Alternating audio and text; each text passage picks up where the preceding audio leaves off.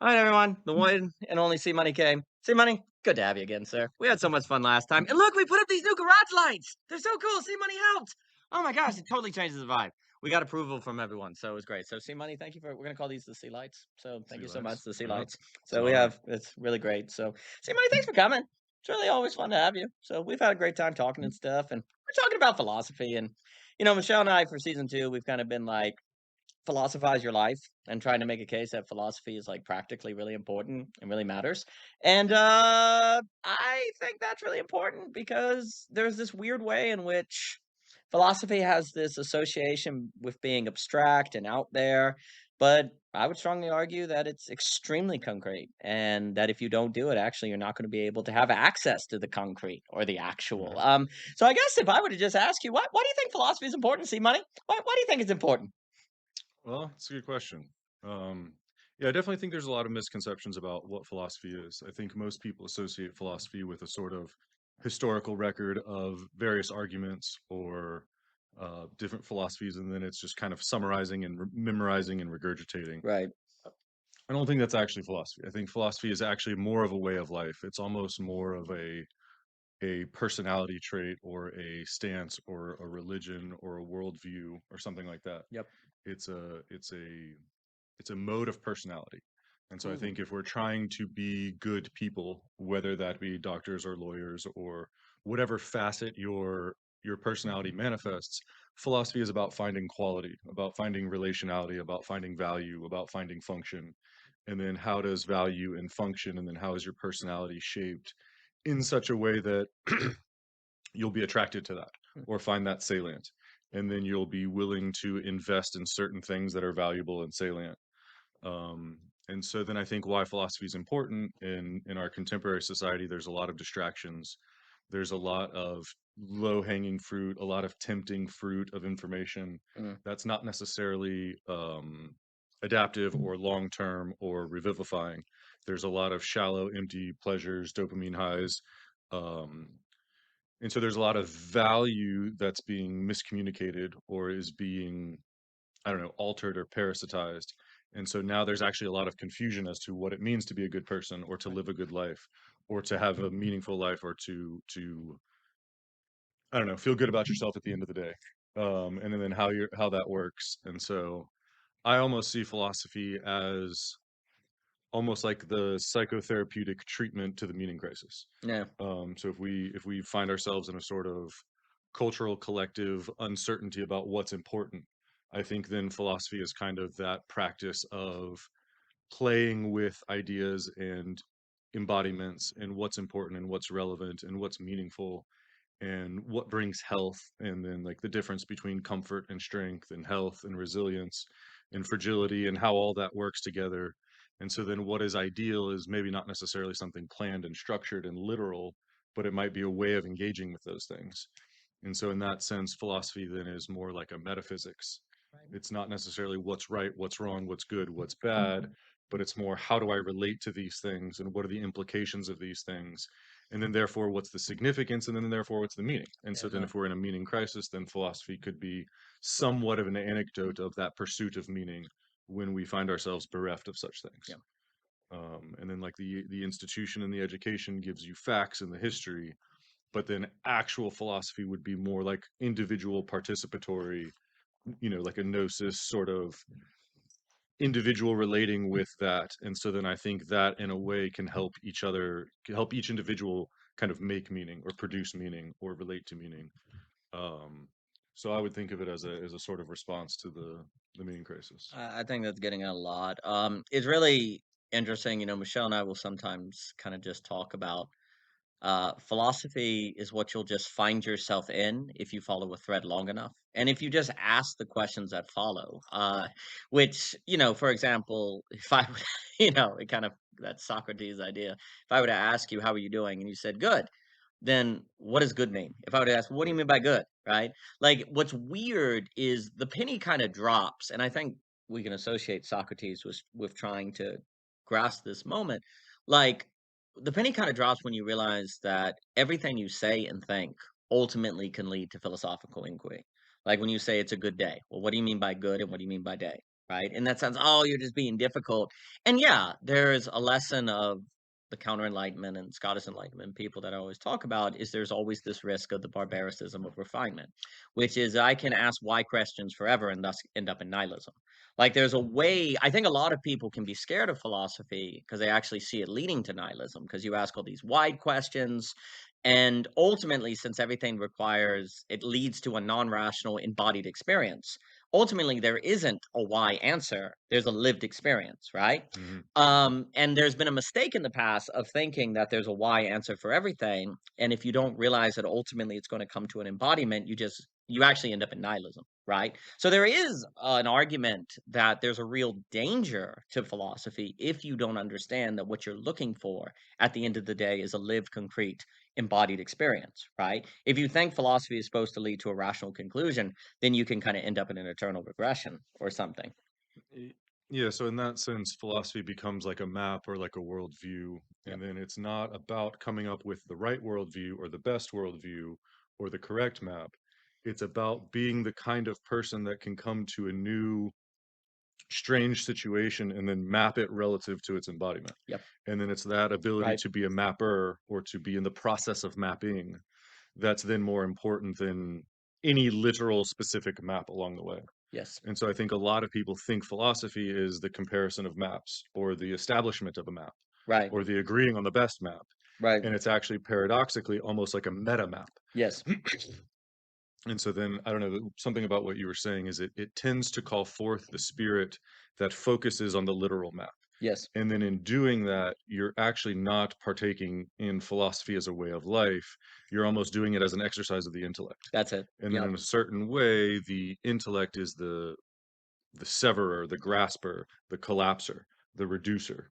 And so then you kind of reduce a phenomenon into a low resolution map, and Yes. then you take that map for granted. Yes. And so then because we're almost processing through left hemisphere type thinking, that's very tempting to be captivated by the collapsed structure Yes. of the map.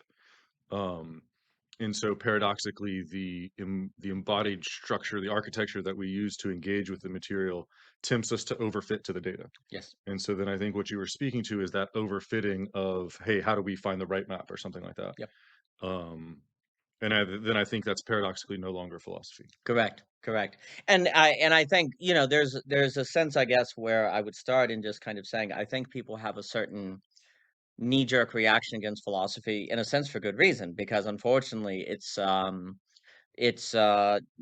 has not honored its inheritance. It's not honored itself. Hmm. It's kind of Hmm. thrown away its birthright. It's been used in service of idolatry. Ultimately, it has not been used in Definitely, service of the lived definitely, experience. definitely. But we're in the age of a certain recovery, and we were talking in the kitchen about how I'm of the opinion that basically every field is in need of a certain renaissance. That there is kind of a transformation that needs to occur in all of these fields, and there's something about the life of the mind that can lead that because it is kind of thinking about thinking, right?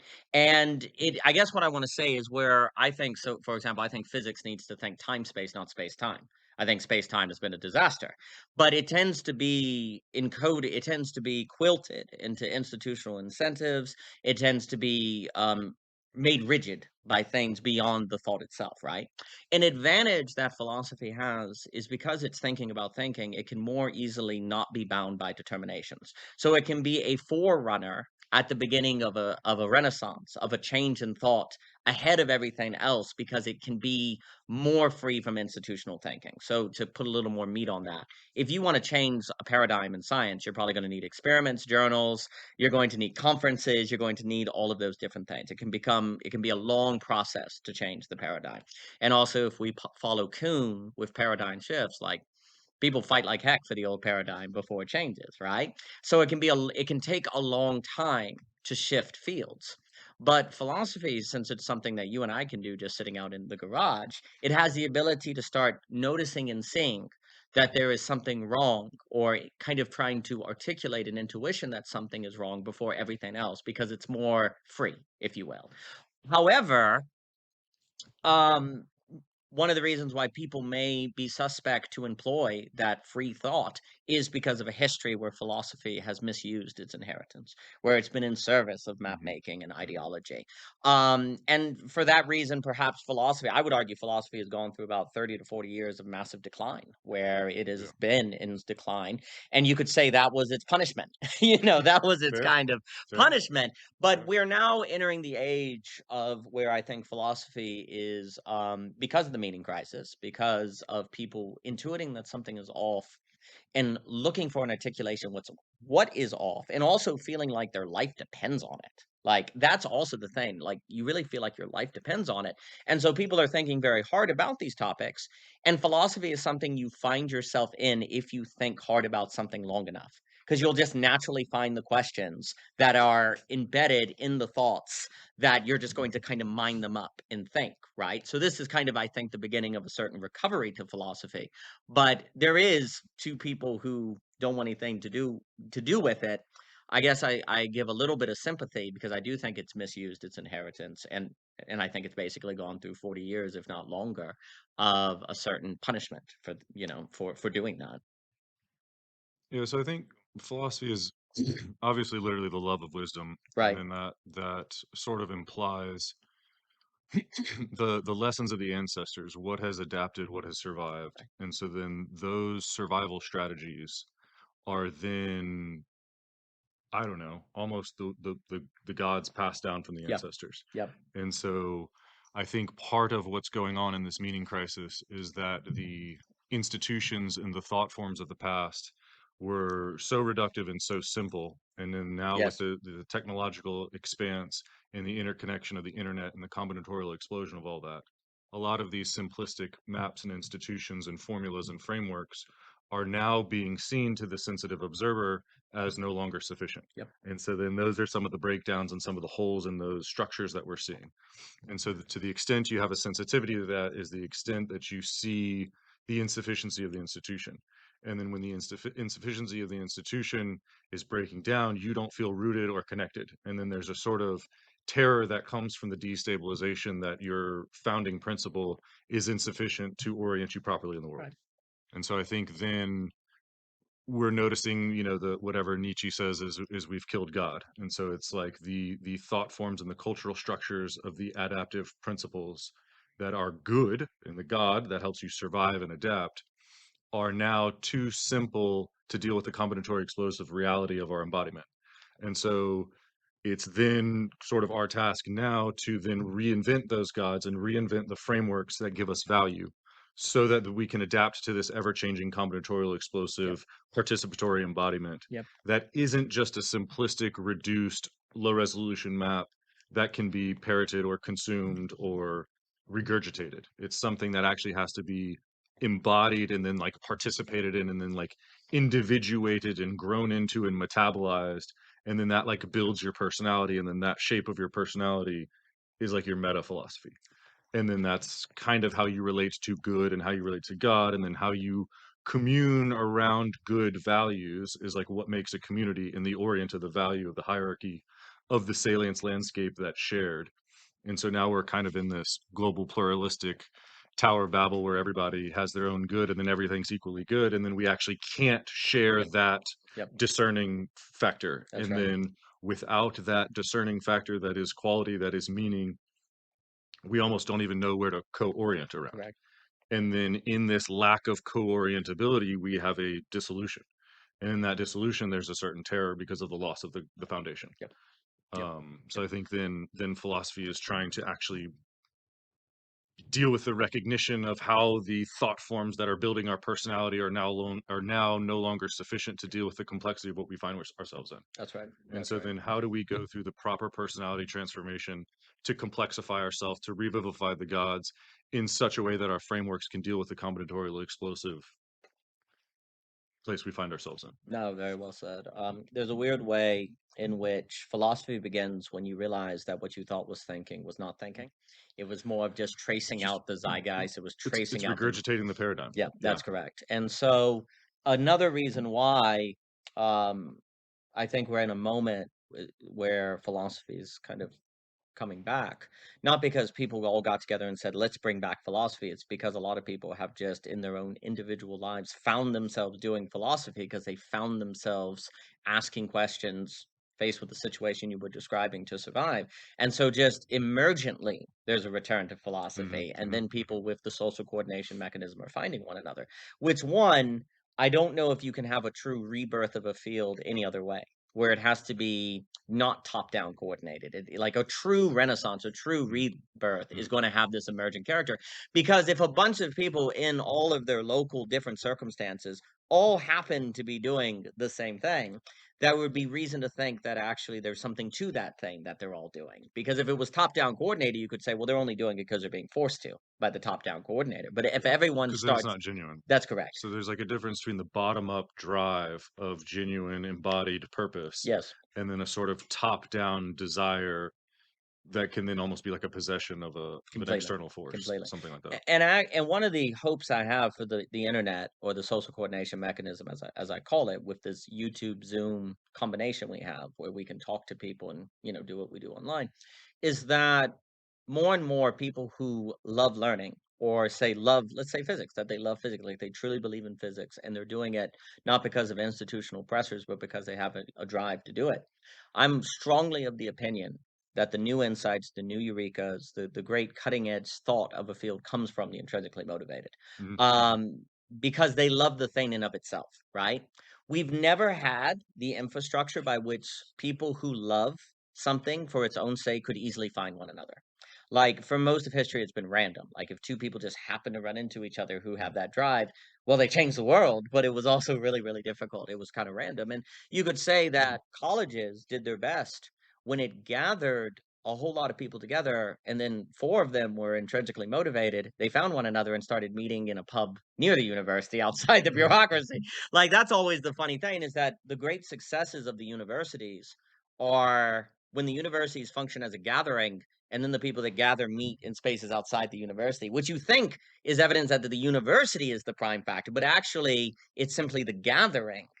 And then when people work outside of it at Virginia Woolf's house or in the bars or these Friday night debate groups like the Apostles that, yeah, sure, are happening at Cambridge or Oxford or wherever it was, but it's outside the daily bureaucratic structure, right? Like a Jefferson Society. And but now with the social coordination mechanism, these people can way more effectively find one another. And we have no idea the kind of genius or, insight or creativity that would be possible when we have an effective way of what I want to call network dynamics in this sociological sense that the social coordination mechanism affords. And what that can do. And I think this technology has arisen at a moment, this use of this technology, the technology has been around for a while, but to be used in this way has arisen precisely as at a critical moment in history because the left brain hemisphere paradigm, as we were talking about, is at its exhaustion point.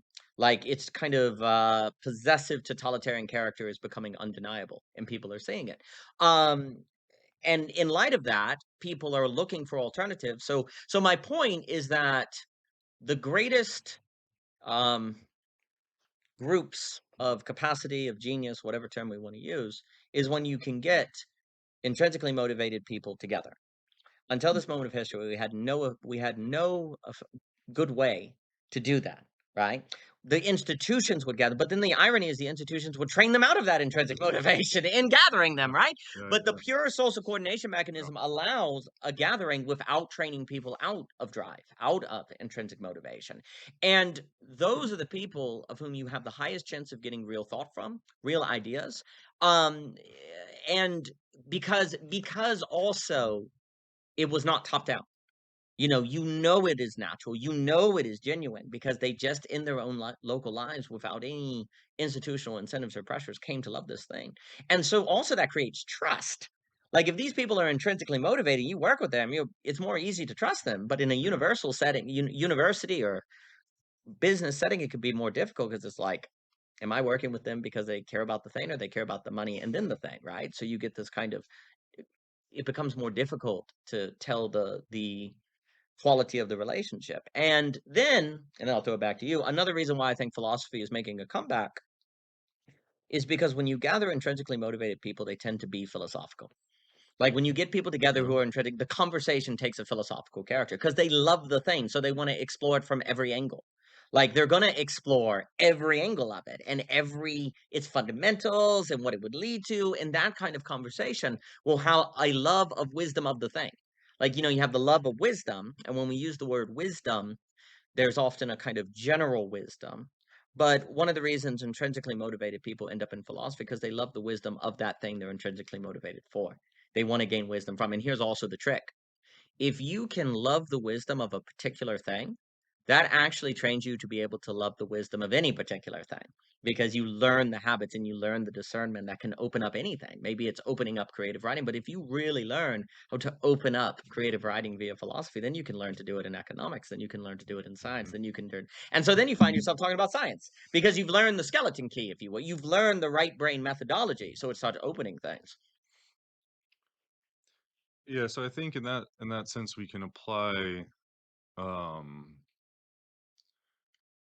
wisdom not necessarily to knowledge. So Mm, there's a certain, like I was talking about, our cultural frameworks give us orientation and values, right, and then we're starting to realize those values are too simple. right. So I think the ultimate value is the ability to update values. And so there's something about the institution that sets your values and gives you the baseline, and then something about your groups of people that then separate off of that. So then those people are able to diverge from that and then see it from the outside and look at it from different angles. And then by getting outside the lines, you Yep, can see why the lines are there and what the lines are there. right, And then by seeing both sides of the lines, then you're able to redraw those lines. right. And then you're not just redrawing them because you don't like them, but you're redrawing them because you have enough practice with them and without them. And then you know Yep, why to have them and you know when to have them, and so then you have a better understanding of where and when to draw those lines and what those lines are there for. right. And then those new lines are then your new paradigm. Yes, And then like the point is to be a homo sapien, is to be like this embodied thing that takes a sapiential framework for a moment and then exists back in the openness and then takes that sapiential framework for a moment. And I think the sticky tendency is to take a single sapiential framework, to blow it up into making a paradigm, to then institutionalize it, to then left hemisphere it, to then concretize it, to then be allegiant to the structure. yep, And then what we actually need to be is allegiant to the adaptive capacity that can transition through structures. And so then our yes, psyche aligns to the structure, and then we almost defend the structure for the sake of the yep. structure. And then there's Mhm. a sort of foolishness in that because our importance is the structure itself and the concepts themselves and the maps themselves, Yep, not the functionality of our bodies using a map to navigate right. an unfolding reality. Yep, And because reality is always unfolding, there's never a sufficient map. correct. And so, like, I think that's a big mistake of, the tendency of left hemispheric stickiness to collapse into that. And then to need that as the justification. And then that's the paradigm. And then we fight to hold the paradigm. Yep, And then we fight to hold the knowledge. And there's something inherently unwise about that yep, because yep, it's putting the cart before the horse, right. or Yeah, it's yeah, it's yeah. it's ontologically flipping the primary and the secondary, or Yep, something to that effect. yep. Yeah, it was interesting as you're talking, I was thinking the word love, love of wisdom, and obviously sometimes, when love comes into philosophy, it's like, oh, we just need love, and then you can kind of have this kind of deus ex function. But it is interesting to think about love as the keeping a map from solidifying.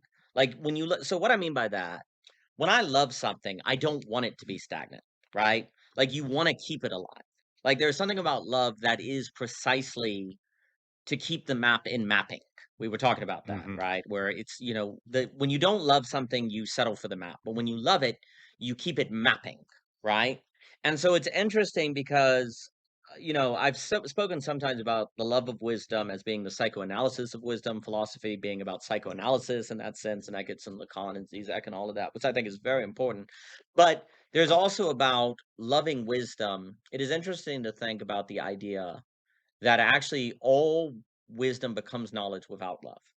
Like all wisdom becomes knowledge without love because you don't keep it active, right? And only love, and love, I mean, love in a way is intrinsic motivation. Like love is drive. Like when you love something, you for its own sake are Right. motivated to relate to it, right? And so it's interesting to think that unless you love a tree, it's going to become left brain. unless you love, like, and of course we talked about how it's not left is bad, right is good. They're always in concert, but there's a problem when the left brain leads. And the left brain, as McGillicuddy says, is prone to lead and then make up a story about why it should.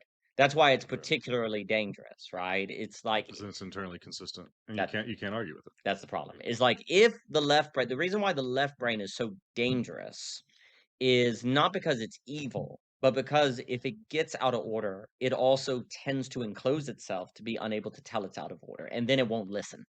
And that's why it's so devious, right? Not because it's useless, not because it's bad. It's because, in a sense, it's too good at its job. In one sense, it's too good at its job, and it encloses, and then it's stuck.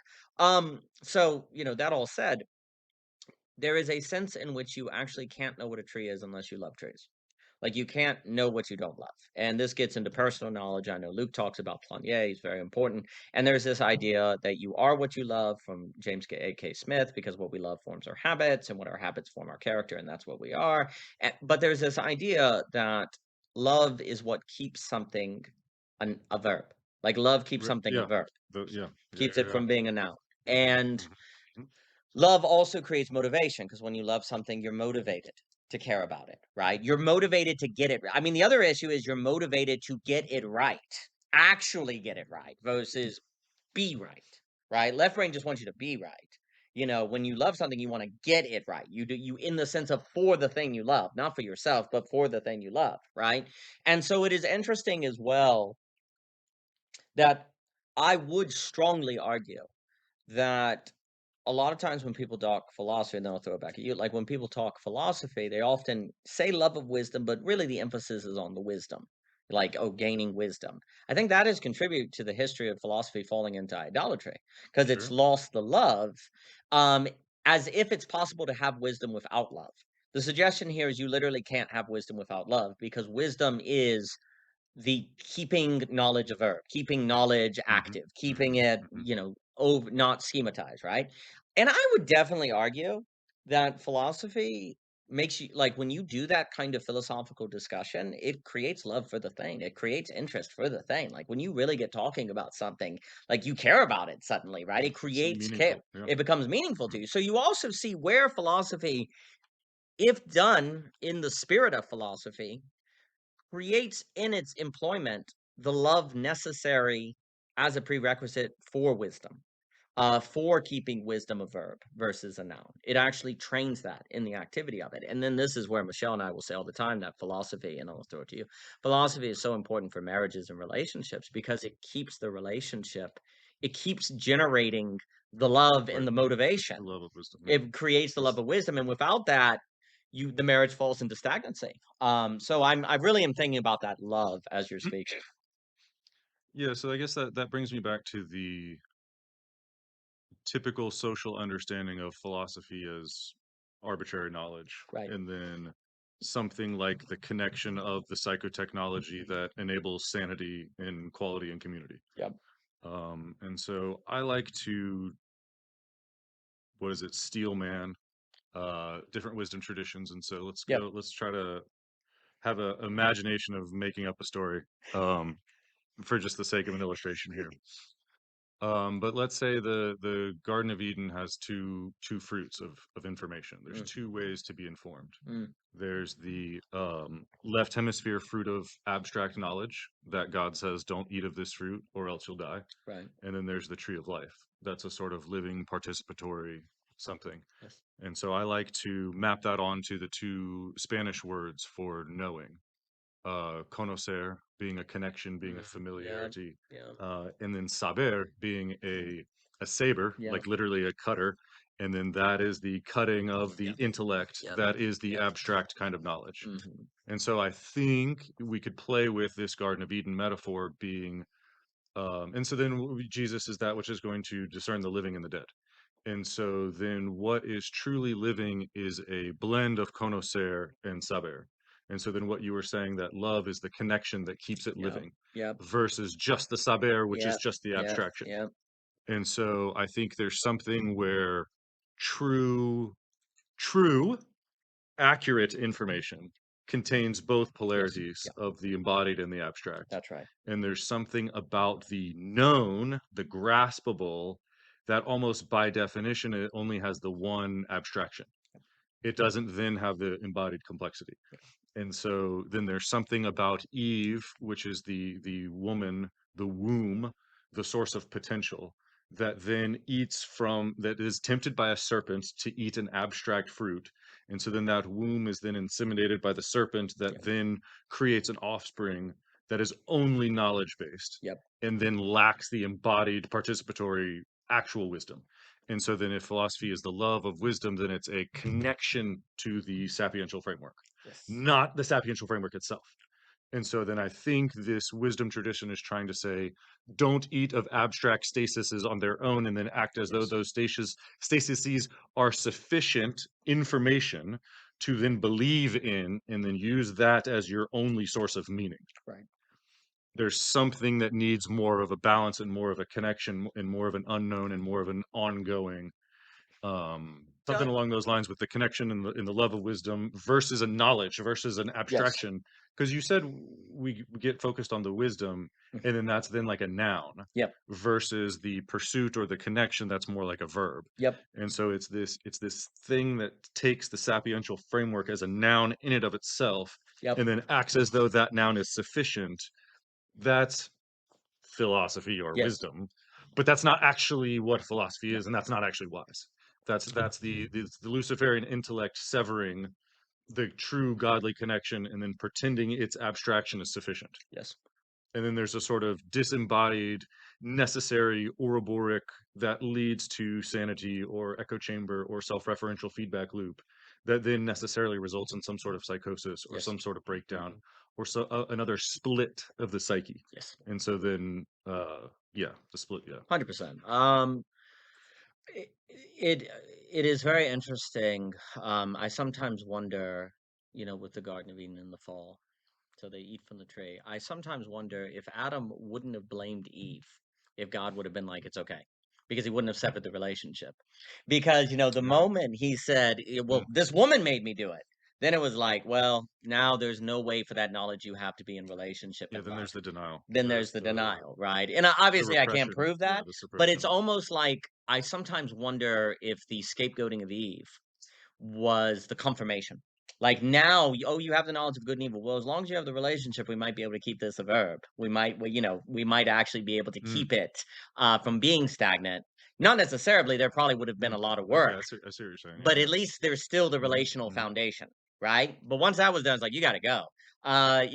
Completely hypothetical. Perhaps there'd been like rehabilitation in the garden. It's like, okay, yeah, you disobeyed, but you maintain the relationship so you can stay here and we can try to rehabilitate that.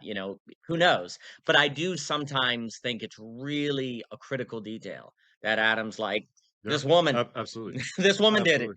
Because also as a It's the avoidance of yeah, responsibility, that's right, and and that it's kinda, the like, severing sealed of the the deal. mind from the Yeah, body. The at that point, you had to mm, leave the garden, right, because it is extremely important. because then you're no longer holy. That's right. That's when you've fallen out of unity with Yeah, God. because it's not like the moment they ate from the tree, they were kicked out of the garden, right? They actually were still there until they lied to God, Right, until right, God saw right, it, right. right? So in a sense, the getting kicked out of the garden is not until after the blaming of Eve. Then they're kicked out, right? And I wonder about that. I think also it's a critical detail that until the fall, the woman is they're both Adam. It's Eve Mm, after the garden. There's no separation in name until after the garden. So that means the relationship's been broke. They don't share the name. Because it's very interesting. Adam means both man and woman right. until after It's the fall. humanity. It's Yeah, human. Yeah, that's correct. yeah. And so, in Judah and of course in Judaism, names are essence. Like that means the man and woman shared an essence, like in a very deep metaphysical sense.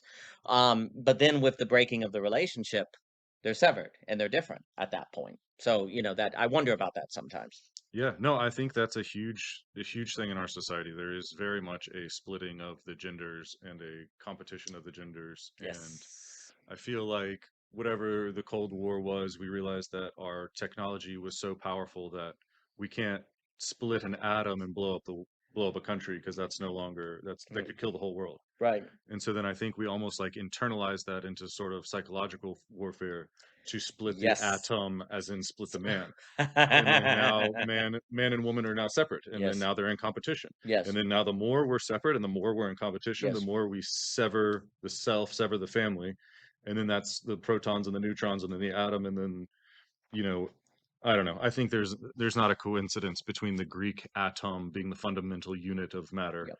and then the whatever Hebrew Adam, that is then the fundament human man is the fundamental, and then that was originally both man and woman. Yeah, yeah, And then yeah. now that's split. And then it was a whole tribe, and then now it's just individuals. And so Mm, we're like we're splitting our identity and splitting our identity and splitting our mm, identity.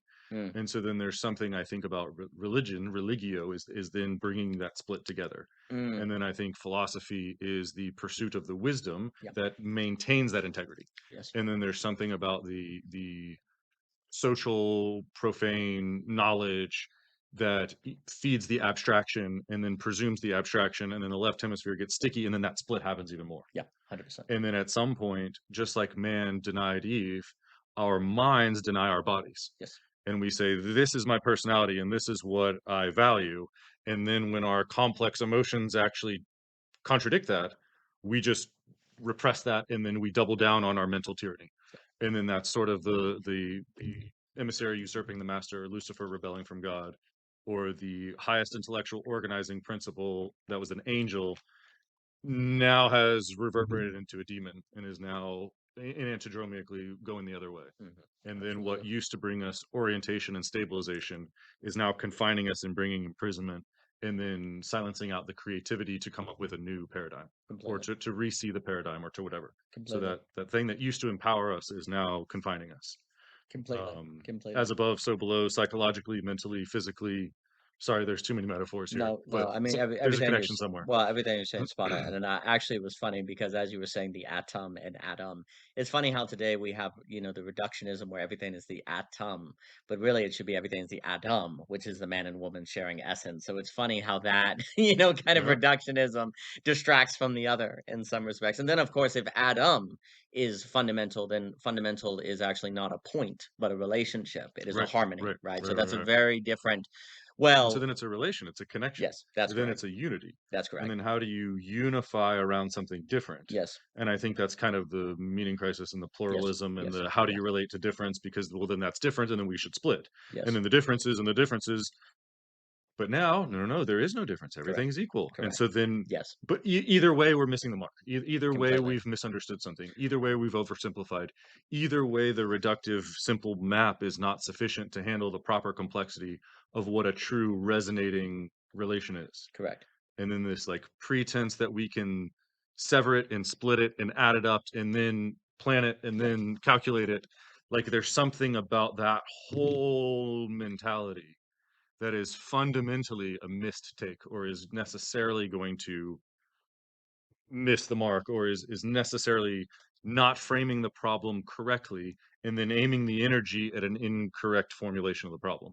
And Completely. so we're like misinformed, but then that's the only paradigm we have of consideration. Yes. And so then we like don't know how to reinform the things that we're taking for granted, because Yep. yeah, again, sorry, I'm probably doing the whole No, thing again, no, no, but no. But what's being described is how we're constantly at risk at this certain enclosure that then makes the enclosure invisible, and it manifests in physics, economics, parsing, like constantly. Like we're always at risk at this move where we go the wrong way, and then we lose the ability to tell we went the wrong way, so we didn't go the wrong way, and then you're lost, right? Like you're not lost if you know you're lost. Like, that's always, like, sure, this weird sure, move in Christianity where when Jesus says, "I came for the sick," there's a sense in what he's saying, "I'm coming for the people who know they're sick." Everyone is actually sick, they just don't yeah. know it.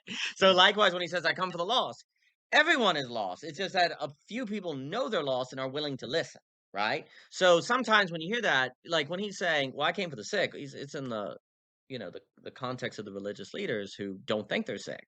But that means they're really sick, right? But So then those people don't have eyes to see or ears to hear. that's Like the issue. the message That's doesn't correct. communicate. That's correct. And so there's always this strange dynamic, dynamic where like the sinner, in a sense, is pretty well off if they call themselves a sinner, because that means they identify. the Right. problem, The right? problem is the person who thinks of themselves as righteous That's right. consistently missing the mark. That's correct, Yeah. and therefore doesn't miss the mark Yeah. Yeah. because Well, they hit the they target they're aiming at, that's the but it's just problem. not a good Exactly. target. That's right, and And you then s that's what I'm trying to get at is philosophy is trying to see what's a good 100%. target and what's a bad 100 target. Because 100%. there's so many targets out here that people are like, "Oh, well, I never miss That's my the key. target. I'm That's the good." key. And it's The like, well, your premises and so then how do you then critique someone's premises? Like where's correct. then the meta personality critique? Yes. If that isn't in something like philosophy or depth Yep. psychology or like where's that Mhm. metaphysical move Mhm. that then gets you out of the ego's thrownness into the spirit's creativity or something like Yes. that? Yes. Oh, no, and well, so a few things. First, um, as just to kinda close the point on what we were saying about the atom, when I look at Leibniz, my beloved Leibniz, basically he was warning that in the beginning was a situation, like, and by that a relationship, a geometry. And he said, if you don't realize this, you're going to say in the beginning was a point, and you're doomed, Mhm. because then the most fundamental thing is isolationist, right? There's no such thing as There's no truly isolated anything. There's only things that think they're isolated, therefore Right. become There's Ouroboros. apparent Yeah. isolation. Yes, that's correct. That then must be And so, but then Ouroboros. what's that world of appearances? What's that illusory world of the thrownness into the egoic substrate? Yep. Yeah. Yeah. And then Yeah. how do you have the faith to realize there's more than that? Correct. Correct. Yeah. So that, like, for Leibniz, basically the chances, and he's really emphasizing the Trinity and Christian, but the point is, the first thing he would say, well, the likelihood of realizing that mistake is way lower if you think in the beginning was the point as opposed to the Mhm. situation, because Mhm. you're not Mhm. even Mhm. thinking Mhm. Mhm. dynamics, right? So that's Yeah. really Yeah, important. yeah, yeah. Second, everything you're describing, and we were walking to the creek, so much I like to call all this dynamics. Like, there are dynamics at play of where if you're not paying attention, you end up in an enclosure and you don't know you're in an enclosure. And this is every moment of your life has this. Are you toward openness? Are you toward enclosure? Which way are you toward, right? I definitely think Christianity has suffered from losing an emphasis on quote unquote spiritual warfare, because we're really focused on being saved and not being a sinner, but we're not so focused on these dynamics. And as a result, we're not paying attention, and then we end up enclosed even if we're Christian. And the term spiritual warfare can be, in a sense, abused by people. It is overly used sometimes in a charismatic sense, or a kind of overly Mhm. spiritualistic sense. And yet, as we were talking about, if people in ancient times were to show up at a mall and see everyone looking at their phones, they'd be like, "Oh, they're possessed." Like, it would be clearly possession. Dead-eyed stare Yeah, into like their this kind of phones. line between the Yeah. demonic and the addicted would be a distinction without much of a difference, in a certain sense. But the point is, we've really lost thinking about a spiritual war. I think that makes a lot of what the Bible actually talks about, though, hard to grasp, because the Bible is very concerned with principalities and dynamics and spiritual warfare, and we've lost that. So I think it becomes hard to understand what Jesus is teaching on sometimes. And then we're vulnerable to these enclosures you're pointing to. Yeah, so it's tough when you start talking about this stuff because it sounds so woo or Yeah, it right. sounds so Exactly. fantastic or ancient or nonsensical or irrational. Yep. But there's definitely something about the battles are not necessarily with people, but with powers and principalities. Exactly. And I don't know exactly how to frame that to the average person that doesn't have 1,000 hours of listening Yeah. to Yeah. Yeah. mythical Yep. traditions or whatever. You Right. don't have that metaphorical substrate background. You don't have that familiarity. And there's something about the way that we educate that almost makes these things sound absurd. Yep. And so Yep. I don't know how to then Yeah. I know. legitimize them. Yeah. Yeah. But that's kind of what I was trying to talk about with ideas as gods, Yep. because then they're like value structures. And then a value structure is what gives you meaning. And Yep. so then in that sense, it's like a higher power. Yes. And in that sense, it's like an angle of interpretation, Yes. which is kind of like an angle, and then an angle, and a god, and an angel. And like, I don't know how to make these things make more sense, but there's something to deal with. Jung is famous for saying it's not just that people have ideas, but ideas Ideas have have people. people. And so we don't realize how much of our education system in our culture just passes down ideas. And then we, as products of that environment, just absorb the ideas given to us. And then we're not necessarily embodying and participating and making them unique and understanding. We're almost just receiving that exoskeleton of an outside formula. And so then I got lost. But No, well, that all has a character yeah, of yeah. a possession, that's in operation. And so then I think a lot of society teaches you to find an idea or a map Yes, or something, and be possessed. and then that fools you. That fools you into being possessed by a demon. Yeah, that's And so then how do you exercise those demons, and how do you use those angles as light filters to then intuit reality, and then like coming out of Plato's cave. yep, How do you use those prisms as like sunglasses that allow you to open your eyes in the bright light and see more of the environment? Not how do you use that to hide behind and shield yourself and stay in the cave. that's right. And I think we are inappropriately using ideas. And Yes, then I think that's kind of what we're talking about between the living and the dead, and then having just the abstract fruit of knowledge is using those ideas to act instead of yourself, yes, not using those that's ideas correct. to empower you or to That's enable correct. you or to That's bring you forth. that's correct. That's correct. And so it's like we are inappropriately using ideas. And then by agreeing to inappropriate ideas, we're building foolish personalities. And then our foolish personalities have a value structure that then motivates us towards foolishness Yes. or something like that. Yeah, It then absolutely. it then has a meaning, it has a matter, it has a gravity, it has a pull, Yes, it has a meaning and it has a significance. yes, And yes, so I think then in this sense, philosophy is trying to engage with those powers and principalities to sense the meaning and to feel the engagement and yes, to see what is living and what is dying yes, and what is yes, illusory yes. and what is true and what is going to miss the mark and what is going to be reliable for the Yep. future and stuff like that. And so I think we're in a big kairotic time period where a lot of the oversimplified institutional maps are now just kind of more and more obviously becoming insufficient. Yep. That's But right. then if Jesus comes for the sick, I think most of the established people are so caught up in the paradigm Yes. that they're still hitting the mark and they don't even realize they're been captivated. Yeah, that's And right. so we're either like fully captivated or just like totally overwhelmed by everything breaking Yes. down. And so then it's like, how do we manage this moment? And Yep. like, I mean, not that I know anything, but I think that's what a true philosophy Exactly. is trying to Yes. confront Yes. the ever-present breakdown of the Yes. previous paradigm that kept you safe. And 100%. then how do you encourage yourself to venture beyond the paradigm? Yes. And then what is that transcendent that's beyond your knowledge? Yes. Yes. When we just keep finding comfort, what is the knowledge? And how do I hide behind the knowledge? And then Yes. how do I use that knowledge to act instead of me? And Absolutely. then this is almost reversing that whole socially enculturated habitual disposition to then almost use your intellect to sever and remove yourself from responsibility. Completely. How do we then become humble enough to become unegoic, to then become soulfully involved, to then come up with a new paradigm for which our future ego is then thrown into? Yep. And then our future ego manages that. Yep. But there's something about managing that doesn't allow you to transcend. Yep. And there's something about always managing that then severs your ability to transcend. Yep. It atrophies you. Yeah, it atrophies you. 100%. Yeah. Yeah, Completely. yeah, something like Well, philosophy is how you make a breakdown be a breakthrough. Because that. Right, every breakdown right, has right, right, potential right. to be a breakthrough. But without philosophy, you get swept in the avalanche of the breakdown, right? And you see, if the greatest problems, and I think this is a fair statement, the greatest problems are these enclosure problems that make Right. themselves invisible. Internally consistent Internal systems. And consistent somebody wrote a systems. book about Yeah, that one time. there's a rumor going on, about that, and I love that conversation we had, so thank you for that. But the, It's very relevant. well, thank you, The sir. ideas are very relevant. Well, thank you, sir.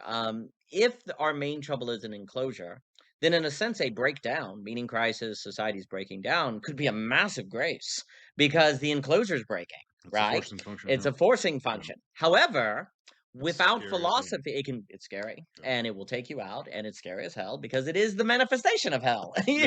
I mean, Exactly. I think technically speaking, Yeah, I think and yeah, no, I think 100% it that's is. yeah. Um, but the breakdown, I always think I really appreciate like Flannery O'Connor because Flannery O'Connor wants to point out there's basically no such thing as violence that can't be a grace. Whenever there's violence, there's a potential for grace because the violence has to have the potential of shaking you awake or Mhm. showing you the demonic forces in operation. And once you see them, then they can have less power over you, right? And if you see the violence in its demonic character, even if that violence destroys you, it can't destroy your soul, because you've seen the true quality of it, right? So she's always playing on how violence entails the potential for grace, right? And of course, it's not so simple in many circumstances. I understand that, but the point she's putting forth is that if you look around and the world looks like it's on fire, the world can't be on fire without at the very same time having an opportunity. And the opportunity is that the enclosures are breaking. Mm. And in breaking, you can see, oh my gosh, I was enclosed, which gives you an opportunity for a breakthrough. But philosophy is what is needed to do it. And this is one of the reasons I think, because philosophy is, you already said it, is to be able to handle chaos, order, break that, like freedom, order, and to ride the mean, to not get swept one side between givens and release. It's to be able to handle surprise. It's to be able to encounter difference and otherness and not be psychologically overwhelmed by it. It's able to, well, maintain virtue, to allude to Thomas Jockin. I mean, that's the other thing, is we've lost Aristotle's virtue ethics. So then we really don't understand philosophy, because we don't see it as this ability to hold yourself in the girdle point, in and to not give in to the temptation of an internally consistent system. I mean, Aristotle suggesting that to be virtuous is to not give in to internal consistency, is to not over identify with it. Yeah, no, I think that's a good point. I think if we then go back to that atom Yep. metaphor, then philosophy in that sense is how to be adaptive, how to be wise.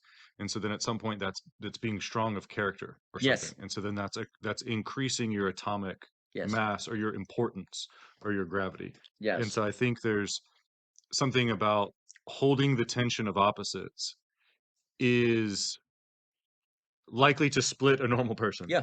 But by holding the attention of opposites and making a practice of that, you almost become anti-fragile, and then that's like a muscle that you can build. 100%. And then that sort of philosophical muscle is then your personality, which is then your atomic structure, which is then the shape of how your personality exists. And then that strength then resist or can sit in a connection of a vibration of an emotion and then can interpret and make sense of that emotion, Yes. whereas most people I feel like get into a static knowledge and then a wave like energy and motion is then scary and they can't handle that tension, and so then they use their intellect to sever that tension, Yes. and then they like think through their feelings, and then that actually is like a spiritual bypassing. Yep. That's actually a short circuiting. And so there's actually something about holding that tension and being changed by that, and be having that paradigm It's break very true. down, Hmm. that in itself is almost strengthening, or almost it could be make you Yep. anti-fragile, and then that's like an exercise of your humanity. Absolutely. And then like to the extent you can deal with emotional chaos and still hold your integrity is something like your personality strength. Oh yeah. Oh yeah. So then in this sense, a philosophy is the ability to invest in what's important for your personality so that you have a strength of personality, so that you have an atomic Yeah. structure, so that you have the resilience to deal through chaos and maintain order, and then to filter out the wheat from the chaff and to add orienting frameworks and to ignore disorienting Yes. frameworks. And Yes. then the ability to discern and to incorporate and to have integrity and to know what kinds of patterns are integrating and helping you and what kinds of patterns are disintegrating and what flows with your personality and what is in conflict with your personality. And then I think like, kind of the tendency of our modernity is to just accept everything, everything's equal, all things are equal. And Right. then at some point you're not separating the wheat from the chaff. And then at some point you're fragmenting yourself. Completely. And so then what is in the proper telos that fits my personality? And do I want to engage in, and do I want to believe in, and do I want to invest in, and do I want to collapse myself around and then determine myself thought? Right. And I think then philosophy is this kind of way of processing these things that Yep. is then almost like an exercise, which then Yes. enables you to be under tension and to maintain strength and integrity. Yes. And then you can be trusted, you can be relied on. Yes. And then there's something about modernity that makes you think through your feelings and then spiritually bypass and then Yes. sever, Yes. that then actually atrophies that spirit or atrophies that personality. Yes. And then we've almost created weak people that hide behind abstractions instead of strong people that can then I don't even know. I don't even know because I'm not one of them. But like that's kind of the goal. Like that's at least what we're Yeah. trying The to do goal. A is hundred to percent. try to figure out how this is, because we've been so conditioned to sever ourselves and to Yes. bypass things. Yes. And so then this is about having that strength and having that integrity, and Yes. then building that character, bringing that integrity in, how to organize a personality, how to have a belief structure, how to have a human, Yes. how to be a good person Yes. or Yes. something like that. Yes. Well, for me, obviously Aristotle does not use this word because Nassim Taleb invents it, but there is 100% something about virtue that is tied to Mhm, anti-fragility. mhm. And there's something about anti-fragility that is ontological participation. Like if you don't have anti-fragility, there's a way in which you cannot be real. Because reality is Right. what It's emerges confronting in. chaos. It's Yeah, yeah, that's right. So yeah. anti-fragility and reality are connected. Virtue is tied to that. And to allude to Mr. Jockin's extremely important work, virtue is tied to things like health. It is Mhm, tied to wit. It is tied to discernment, judgment, and it's ultimately tied to the point of virtue. Virtue is is the capacity for beauty. The point of virtue is not to be quote unquote good, but to be beautiful. Beauty is mhm, is mhm, the mhm. opposite of enclosure. Like that's kind of the key is that beauty is the opposite of enclosure. It's something that the more you know, there's more to know. You love it. You want it on its Exactly. own terms. You want to, beauty is afforded by the girdle point in this sense. Yeah, so then I think there's something that because beauty is that connection to the other, it almost requires you to be in attention and almost Yes. requires you to be in Yes. that sort of Yes. superposition Yes. where you haven't yet determined your collapse. Yes. You're still opening and kind of Yeah. collapsed, and then Yes. beauty Yes. is that which makes the collapse more. It's Yes. that which exceeds the Yes. collapse. Yes. And so then what is that strength of personality that can deal with the excess? Yes. That's it. Whereas the average psyche, I believe, is now being almost decadent to then collapse to that thing, Yes. which then can't appreciate beauty. Yes. And then when you can't appreciate beauty, then you don't have that drive. Correct. Then you can only do a top-down desire Correct. from something else. And then you can Correct. only be parasited and possessed by a Correct. top-down. You Correct. can't then genuinely be inspired by that drive for beauty or that Correct. connection to the good or Correct. the relation with God Correct. or whatever that then inspires you to go beyond what you Yes. previously thought because Completely. that's somewhere where beauty yeah sorry I Completely. didn't mean No, to that's interrupt you but I perfect. wanted That's to perfect. Well, the beauty for me, we can think of almost like a white hole, which is the opposite of a black hole. And a white hole mm, is basically from which the universe comes mhm, out of. mhm, Where a mhm, black hole collapses the universe. yeah A white hole is this white hole is this intense, there's too much universe. It's yes exploding out. yes and that's what the modern psyche is now almost no longer capable of Exactly. dealing with that beyond us That's and correct. that to me is the most horrifying thing is when Yes. that whiteness of the beauty that is the revivifying energy is now like almost neurologically sensed as a threat Yes. first. Yes. And so then we're actually treating that redemptive quality as a threat, and then we're Yes. severing ourselves, That's and correct. then we're atrophying that ability to connect. That's And correct. I think that's Yeah, and that's where there's actually hope in the breakdown of the enclosure, because I would argue that makes us unable what makes us unable to handle the white hole is the enclosure. So if mm, that is mhm, breaking down, there's the possibility of a breakthrough to right, be able to right. re-experience the beauty, but there's no guarantee. And that It, takes like the strength and the courage, the virtue and and the, yeah, this that's is right. dangerous Yes. because it's breaking down the Yes. Yes. personality that Yes. held you. But Yes. then there's something about a real personality that can transcend the personality. And so Only something dangerous can deal with the meaning crisis. right, Like if it is not right. dangerous, If it's safe, then it's not. no. Then you're in the paradigm. No, because safety is part of the meaning crisis, because there's a lack of courage. Yes, because there's a confusion between comfort and yeah, it's like Security. stability, security is not the same as strength, No, competence, adaptation. no, It's not dealing with the future. It's not dealing no, with what's no. unfolding. It's getting rid of the future. It's yeah, It's predicting the future away. yeah, Uh, it's insanity. Yeah, yeah, yeah, yeah, right. yeah. The only way to be prepared for the future, quote unquote, and not commit ontological violence is anti-fragility. Like if you're prepared for the future, but you're not anti-fragile, you must commit a certain ontological violence where you must try to make the future equal to present. And because if you're alive right now, then I want the future to be like the present because I'm Mhm. alive right now. It's just kind of a basic side of logic.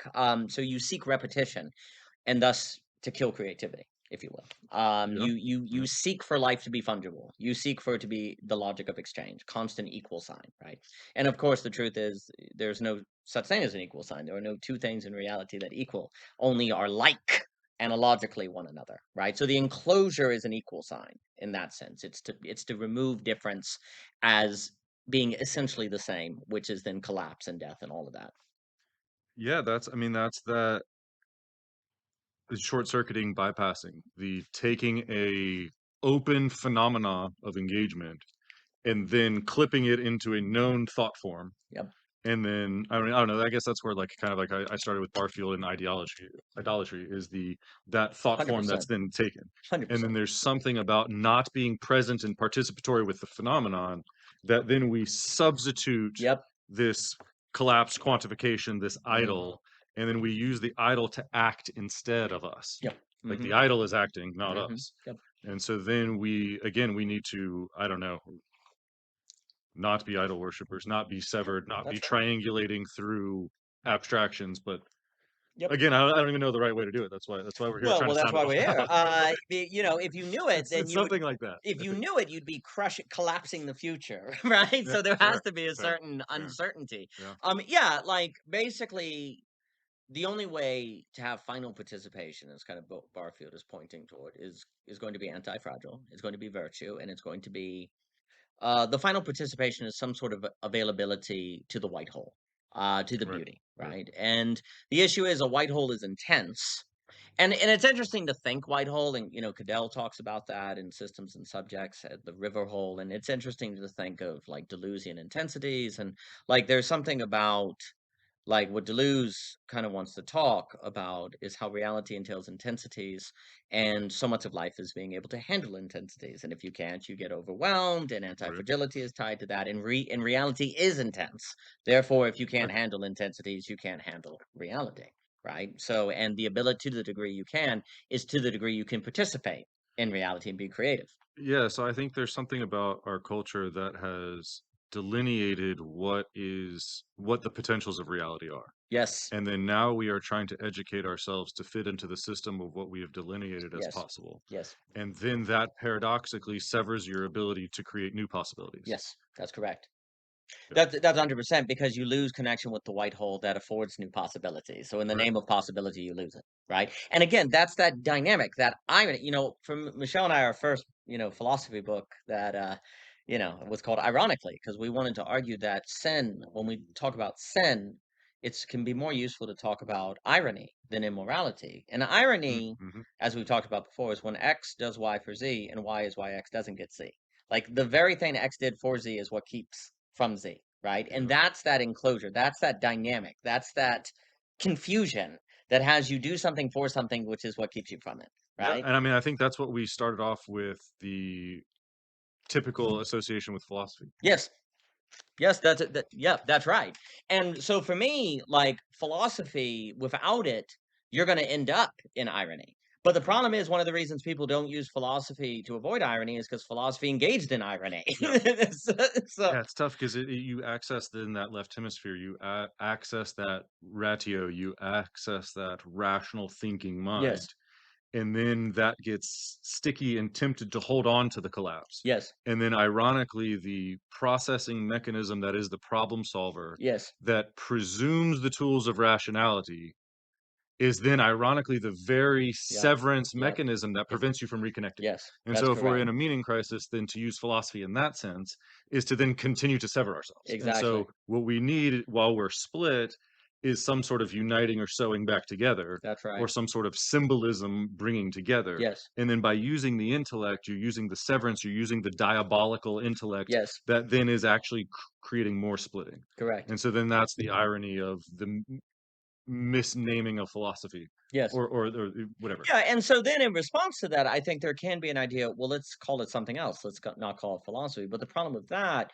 is then you don't have a bounding to a past, to a history. You don't have a connection to what came before. And also you can dismiss Leibniz, you can dismiss Hume, you can dismiss Perg. And the problem with that, no, you really want to read these people because if you just in a vacuum start doing philosophy, you're probably going to slip right back into the bad philosophy, because that's where your left brain is going to take you, right? And there's something as well about acknowledging the tradition that has you humbly put yourself under something, right? The key, though, is to not treat Hume Barfield or whoever as these all-knowing neurotic totalitarian masters that you serve, which is what the university system can Yeah. have you do. Yeah. You need to see these people as human beings who are caught up in the mystery of reality just as much as you, Right. and you're in a conversation with Mhm. them Mhm. like Mhm. we're doing to figure it out. So there is a danger where if you go into the tradition of philosophy with a left brain way of thinking, then it's bad. So then you can say, well, I won't go into it, but you're still in left brain, so that's no good.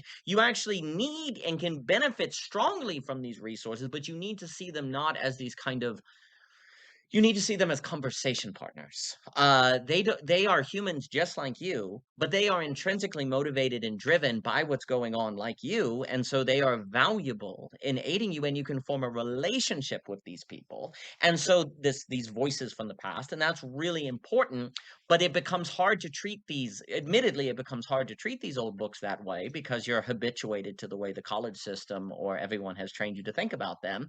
And so they become neurotic. They become Mhm. dictators in a Mhm. certain sense. You're not supposed to think. You're just supposed to learn what Hume said, not yourself, right? And so there's a severing Mhm. in the name of the tradition of you from the tradition, and you become an artificial intelligence. You become a chat GPT for Hume Yeah. or whoever, right? And so that's when you're misusing the tradition. But that's another example, I think, and it goes back, and I'll throw it to you, where, like you were saying, most of what people call philosophy is the history of philosophy, not actually philosophy. Completely agree. And that's kind of a sin, if you will, that philosophy has committed, where that has given people a reason not to trust or want anything to Mhm. do with philosophy. But we have to identify that that was, in a sense, not philosophy. That was Right. never That was a philosophy. mistake, That yeah. was a mistake. But people are wounded, so you can understand where people are coming from. Yeah. Yeah, no, there's a lot of confusion in that. And I can't remember what the exact phrasing was, but while you were talking, I kept thinking of portals. And so Mm. it's something like instead of going through different philosophers as known collapse sapiential frameworks, and then okay, I learned Hume, and now I know that, and now I have the badge called Hume, The and now I'm my glass bead. same person, Yeah, and now yeah, I yeah. have this little certification that says I learned Hume. You're right. It's a It's certification. Yeah, yeah, yeah, right. yeah. So what I think in theory, what you're supposed to do is take that Humean idea and then use that as a portal to step into. Yes. And then as a, I don't know, like a soul flight or an active imagination, you then go through that portal and Yes. then you become that person. And then, like you were Yes. saying, this is a person trying to solve a problem. And so then you put yourself in their embodiment and then you try to see the world from their eyes and then you try to solve problems from their body. Yes. And then what you do is you learn a different perspective on problem solving, Yeah, yeah, and yeah, then you yeah. learn a different perspective as into how reality Yep, works. yep. And then that metabolizes into you and alters the sphere of your Yes, personality. yes, And that changes the shape of your personality. yes. That isn't you with a badge called Hugh. Right, exactly. Like that's then you walked another mile in somebody else's shoes. You've lived another Exactly, lifetime. exactly, You've gained perspective. And so then that's exactly, why you're having a conversation because you're learning from the person. exactly, You're not taking a structure and then just putting it in a program. It's exactly. not like 13B, okay, we have a problem, like plug in program 13B and then we're done. Like it's more of a portal, and then in that portal, you afford yourself the opportunity to participate and engage, and through the participation and the engagement, you change and alter your personality structure. And so then the portal is a process of personality transformation that is then like a maturation or a wisdom gaining, or then you're gaining an experiential knowledge or information. Yes. You're not gaining a thing. It's not a thing.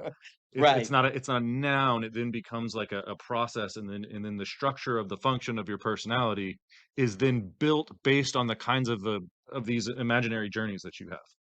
And so then at some point, completely. we're kind of making this up all in the left hemisphere, but then at some point, by philosophically going through these journeys and integrating them as though you were living, you live vicariously through the words. Yes, And then the words are a portal that's spelled out, and then that's like a magical spell that then you can you are under that spell, and then that spell shapes a reality for you, yes, and then you transverse the map of the shape of the spell, and then by going through the territory mapped out by the shape of the spell, you inhabit the body of the writer, and yes, then by walking a mile through their shoes, you can then somewhat somehow vicariously gain a little bit of yep, wisdom and perspective in yep, how humanity works. completely. It might not be exactly your problem, but you can see how another human Yes, issue is solved. yes, And then completely. by gaining those different ways of human issue solving in different times in different places, I don't know what you were saying yesterday about the right hemisphere sourcing a bunch of stuff, and then all of a sudden there's a Bam. gestalt off Yep. of the top of that. Yes. And so then I think what a ideal philosopher is doing is using these portals of Absolutely. information of gaining personality, and none of them are we are overfitting to. But Exactly. then as we've seen it from this direction in this time period, from this kind of person and this kind of religion with this kind of metaphorical substrate, and that and this and that and this, it's like then a sort of emergent vibe or frequency comes into Beautiful. play. Yep. And then that's very different from a specific chunk of data that Perfect. then is programmed C13. Perfect. Completely And then agree. that's how you grow a personality, that's how you become wise, that's how you engage, and then that's how you can traverse chaos Yep. in the wilderness, Yep. because you've been on all different kinds of slopes and you've seen different kind of animals and different kinds of cats and dogs Yes. Yes. and bears and wolves and hawks. And then whenever this strange creature comes, like, you have enough Yes. familiarity with the Yep. different Yep. dragon pieces, like you've seen claws and you've seen serpents, and then there's something about this new strange thing that you're familiar with enough to engage with, Yes. because you've built this embodied participation in somewhat similar enough environments. Exactly. And so then I think as a Homo sapien, we are embodied agents with these sapiential frameworks. And so then philosophy is the exercise of the practice of the sapiential framework in order to separate the wheat from the chaff, in order to create a better organized person that's then stronger and more resilient and can deal with emotion and can deal with chaos, and then can lead you through a crisis. Yep. Yep. Rather than somebody that's like, oh, wait, my perfect plan didn't hang out, well, throwing a fit, or severing, or Yep. coming up with an excuse, or Yes. writing it off, or Yes. blaming it on somebody else, Yes. or whatever that Yes. is. Where is that adult, responsible, Yep. godly leader, king, that then has all of that integrated? Yep. And I think as a society, we are shaping adults to lack that Yep. humanity, that quality, that character, that philosophical gold, that whatever that is, that relation with good or God or quality, and then the unconscious discernment that isn't the egoistic projecting of the paradigm judgment. Right.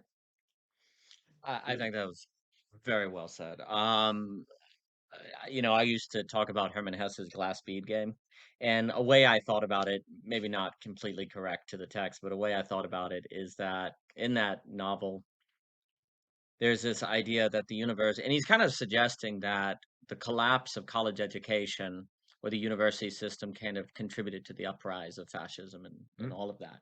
And sure. there's an idea that in the glass bead game, the university system is like kind of paradise, but the world around it has all kind of destroyed, but they don't notice because they're in the Mm, university, right? yeah, And it's they're in their interesting. bubble. Yeah, Yeah, they're in a they're in a bubble. In bubble. a way, and again, this is kind of how I saw it, whether it's correct or not, is that there was a kind of description where academia had become a certain glass bead game, a certain collecting of glass beads, where, okay, I'm gonna like reference Kant and then you reference Hume and I reference someone and you miss a reference, so I get your glass bead. So now I Mm, have three. And whoever gets the most glass beads hmm, wins. And hmm. so education becomes a kind of reference game. Yeah, Who's read the most it's who's books? got the most badges. Yeah, who's got the most badges? And it's very interesting to think that when education becomes this, it is warning or suggesting a coming of tyranny. Hmm. Because, and I think there are many reasons for that because it would Yeah, be the yeah, yeah, loss yeah. of philosophy. And if there's not philosophy, you don't have self defense. And it Mm, also makes me think, and I'll throw it to you, is that I think a really important essay is Bonhoeffer's essay on stupidity, where he mm, says that one of mm. the ways Germany became Nazi is because people were stupid. And by Yeah, stupid, yeah, because a unfortunately, stupid yeah, person is yeah, innocent. yeah, Like it's not their yeah, fault, they don't know. And exactly. there's actually an Mhm, incentive to be stupid to not change. And the academic system contributes to that when you have glass bead games, and that leads all to oh, an yeah. enclosure and different things. But please. Oh, yeah, so many triggering things you just said there. I don't even know where to begin. Um, yeah, I don't know, there's something in the Eichmann, the banality of evil, Yep. the conforming to the bureaucracy, Yep. the just parroting the propaganda of the paradigm. There's something thematically consistent in all of these that literally lacks that atomic mass. Yes.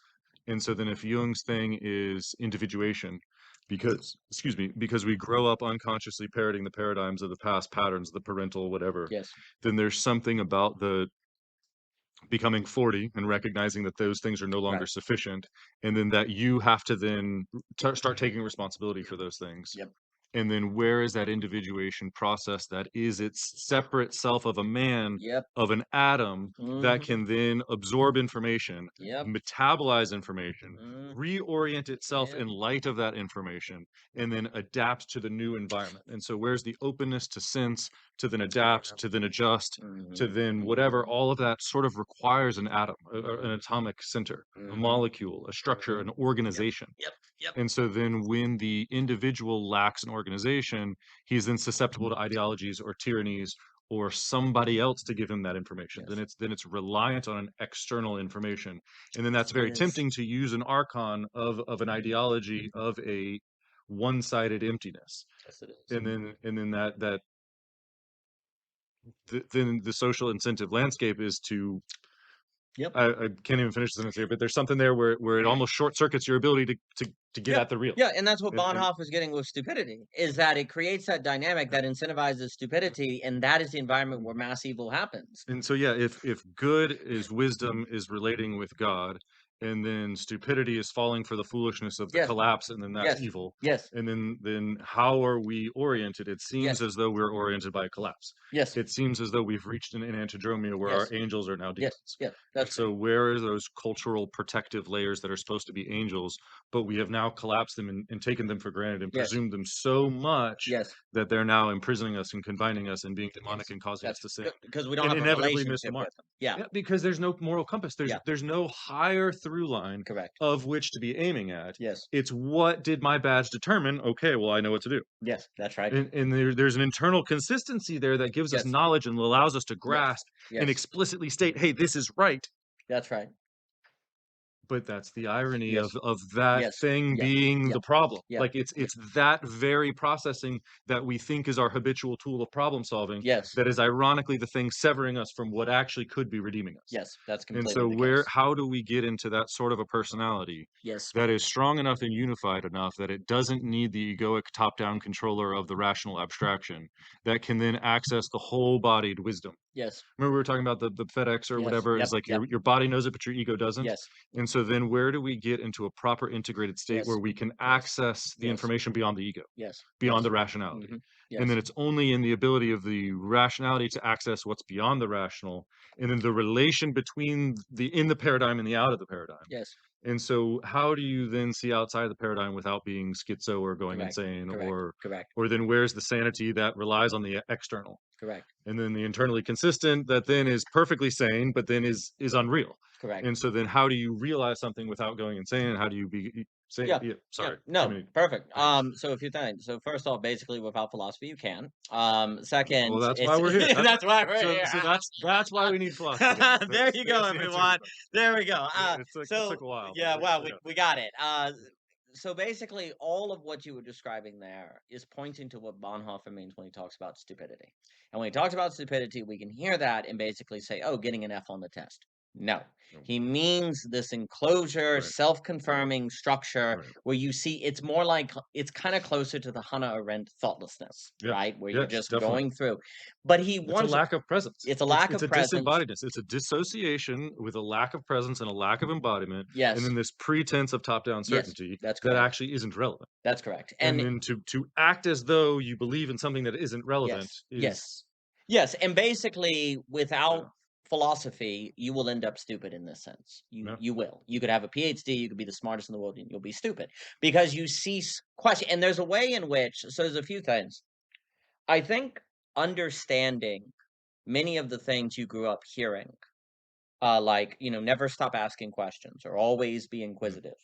We actually can't make sense of that because we're doing it from the left hemisphere, right? So basically, because you make it a black and white you make it a because you're black trying and to white. delineate it. That's Yeah, correct. As okay, okay, okay. opposed to actually, the reason why you want to never stop questioning is because at any moment you could be enclosed.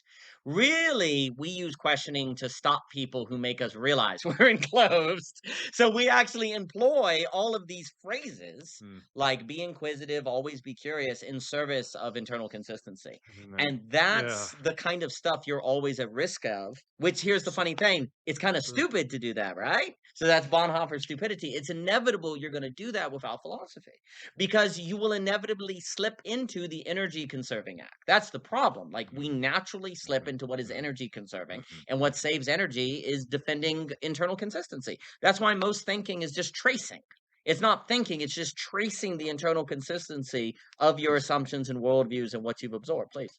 Yeah, there's something about having that atomic presence that can then hold the tension of relating to Yes. something else that then comes up with its own understanding that's very energy intensive and that's Yes. very costly. Yes. And so then there's something about, I don't know, actual survival in the wilderness where that metabolic efficiency was really important. Yes. And so then we Yes. evolved to Yes. highly, highly, highly Yes. value metabolic And we're efficiency. overfitting it now. Yeah. But that's when food was scarce and when Yes. we were nomadic. Exactly. But now that we're civilized and now that we have structures and now that we can go to the grocery store Yep. and I mean, I know access to food and whatever, but it's not the same kind of No. thing. No. And then yeah, there's something about the alienating of that process that now we are then using what was super metabolically efficient is now almost just foolish. It's now Yes. psychologically foolish. Yes, that's right. Because the metabolic pressure isn't the same in current society than it No. was 10,000 years No. ago. No. And No. so how do we then update the valence landscape to not then be fooled by that same metabolic Correct. pressure? Correct. Because that environment is no longer pressuring us that way. Correct. And so for that to be such a dominant thing that we now sever and make everything about efficiency, Yes. well, at some point that's actually going to cost us. At some point that's Yes. actually going to become ironic. Yep. Right That's right. now it sounds great and right now it's really effective and right now it's efficient. Right. We're even calling it efficient. Yes. But I think at some point in establishing the paradigm of taking for granted that it's efficient, Yes. It's it not it efficient. right, it's gonna sever. Yeah. Well, the funny thing is that the enclosure is in a sense a great survival strategy. It's metabolically It's protective. sufficient. Yeah. That's the problem, is that enclosures are rational. Right. Right, Um, right, right. but the environment shifted. And we Right. didn't, and the problem is, so here's the problem. Enclosures are rational metabolically, it conserves energy. But if the environment shifts, then it could become foolish. But the Yes. problem is we Yeah. understand our environments through our enclosures. So if it shifts, we don't notice it shifting Right. unless Right. unless we're able Right. to open the enclosure to say, oh wait, the environment shifted. This enclosure is outdated, overfitting, and actually setting us up to be crazy, and stupid, and to be taken advantage, because now you're in a realm where basically, when it comes to mind, which I don't mean to say dualistically, but if we're thinking mind, we're in an age where psychic warfare, psychic concerns are just as important as biological concerns. And if you sacrifice the psychic war to win the biological war, or you fight the psychic war as if it is a biological war, preserving food and Right. energy, you're going to lose because you're Right. using the wrong You're strategy for the wrong. confusing. Yeah. You're using the Yeah. wrong strategy for Yeah. the terrain, right? In many respects, psychological war, if you grant that language, would start gesturing towards spiritual warfare, as we were talking about, Yeah. because we are in, what do they call it, fifth generation warfare or whatever, which is psychological warfare. And Yeah. when you look at that stuff, you go, that seems like spiritual warfare. It's like, yeah, kind of, yeah. Anyway, But we can't be woo woo here and no, we talk can't about be spirit. woo. No, we can't We do need to that. talk Yeah, concrete, objective, literal things. concretely talk about Ecuador, Yeah. Ecuadors or whatever they're called, Yeah. or yeah, about that. So anyway, but there's an idea that weirdly psychological warfare is actually all about, um from religious traditions, there's a lot more fasting, right? Now the interesting Mm. becomes, what is the difference, and this is the duel, what is the difference between fasting and a certain sort of aesthetic, a certain sort of limiting that actually makes you spiritually discerning, versus an enclosure? Yeah. Because there's Yeah. something about Yeah. Yeah. both that is a kind of Yeah. limiting, Yeah. right? Yeah. Like Yeah. when you Yeah. enclose, you're like, I'm going to conserve energy. What is the difference between strategies to conserve energy and fasting, right? Because there's something about them that seems overlapping, right? But in a certain sense, when you fast, you're basically saying, I don't need energy. There's a certain sense where you're saying energy won't be my God. I'm There's not something going, more important. there's something Yeah. more important, Yeah. right? Where in the Mm. enclosure, you're saying, energy is my God, Is the only. therefore Yeah. is the only thing. And also you're identifying, and I think this is important, you're over identifying food, for example, which stands in for all the biological energy sources. You're over identifying that as the source of energy, as if there is no other kind of energy that can be sourced from anything else. Right. But what we're pointing to is, and I think fasting is a revelation that you can actually get energy from other things. Like you'll fast after 3 days and have more energy than ever before, and suddenly not even want food. It's very mysterious. There is a tradition, I've spoken with Cleo about it and other people, where, and certainly in more shamanistic traditions, there's an understanding that humans have mysterious abilities to generate energy. Mhm. Like you'll be in a Mhm. conversation and Mhm. talk for 8 hours. How do you do that? Mhm. Well, you just do. You'll fast and have energy. You'll be able to get in a jazz improvisation and have ideas. Like you mentioned portals. We can function as portals. Like we Right. can I just Yeah. completely Mhm. mysteriously Mhm. generate energy. Mhm. And once you do that, I do think that is basically an experience of the white hole Yeah. that is latent in everything. Yeah. And once you do that, you're not so concerned about conserving energy because you Yeah. trust in your ability to create energy. I think there's a sort of redemptiveness in that that then reconnects you to the energy. And Yes. there's something about the current paradigm of intellectual grasping that severs you from that connection and takes you towards a black hole of collapse Yes. or a Saturn of dark matter, of Yes. fallenness, of gravity. Yes. And then there's something about the opposite of that, that white light that then transcends that, that then is the redemptive spirit that then reconnects you to good Yes. and then gives you that energy, that drive. Yeah, that's correct. And then that's what allows you to have the perseverance Yes, to deal with chaos and to deal with frustration completely. and then to not be weak. Yeah, as I remembered something like you were speaking about inhabiting thinkers. Like you're getting like input. Like I think we don't know what empathy anymore is. Mm, Like we think mm, empathy is sympathy, but what you mhm, should do with a David Hume and Owen Barfield is not memorize them as a structure, but empathize with them, see the world, and as just a practical advice, that's where I suggest to people when you read a philosopher, you should also read their biography because it mm. becomes easier to empathize with To them, put it in put it context. in Yeah. context, because then you turn them into a person that you're in a conversation with that you can occupy. I think when you do that, you create energy. I think empathizing creates energy, actually, when you learn to like inhabit the world differently because it makes the world new and you know there are There's different ways of living. Please. Yeah, there's definitely something about, again, the conocer that's connected. Yes. And then that allows you to resonate and that allows you to source energy or something like that. Yes. That's correct. Versus the severance that only keeps what's there, Yeah. or That's only right. conserves, or only holds on to, or only grasps. And so there's something I do think revivifying or energizing or redeeming Yes. about that connectiveness, Yes. but in a weird way that's disorienting and scary. And so Yes. it's like you have to have the courage to go through the disorientation to earn the right to get revivified by Yes. something like that. Oh, completely. And I think if you sever, there's only two choices with energy: use up or don't use. Whereas in connection, you can create energy. And then you can give. And you can give And then because you have that's abundance. service. And then That's that's correct. community. That's Yeah. Yeah. correct. Yeah. Yeah. And basically, our entire socioeconomic system, politics, et cetera, so forth, is unable to create energy. As a result, it becomes a zero sum And then it game just versus teaches you non how to zero. conserve. And then you And then if conserve. you only conserve, then you forget how to create. That's correct. So you And then, enclose. yeah, It becomes rational to yeah, enclose. yeah, yeah. The other thing I was going to say is that I think philosophy is strongly tied to creating energy Mm, and how to do it. mhm. And basically, what we're gesturing toward is that I think the two things. So one of the reasons I think we don't know what philosophy is because we way, way, way overthink philosophy as about learning the truth, like Right. the love of truth, even. Like we emphasize truth. Um, it might sound crazy to say that's a problem, but actually it is a problem because we tend to have the left brain define truth. And so Yeah, it's it's what do you mean by truth? yeah, that's Like right. that's why I like the archery term of true and hitting the mark Yeah, as being exactly. relative to your aim, Yes, not true in itself. exactly. And so truth requires a shooter and requires a target and then requires the relation between them. Yes, Whereas I think society brings down objective truths, factual truths, but then those aren't relative. correct. And so then in my opinion, that's not actually truth. Exactly. That's using the word truth Yeah, right.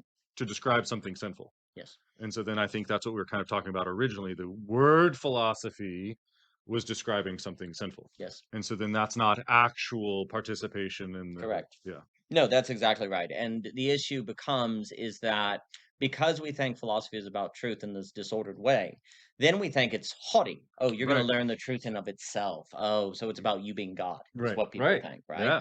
Yeah. Yeah. Yeah. So then I'm humble and I'm not so arrogant and I don't do philosophy and now I'm damned And now you're a for fool. enclosure. Right. I'm damned. Yeah. So in the name of humility, you're damned, and that's a major problem. The second move is you say, well, philosophy is about learning to be good or to be moral or to be ethical.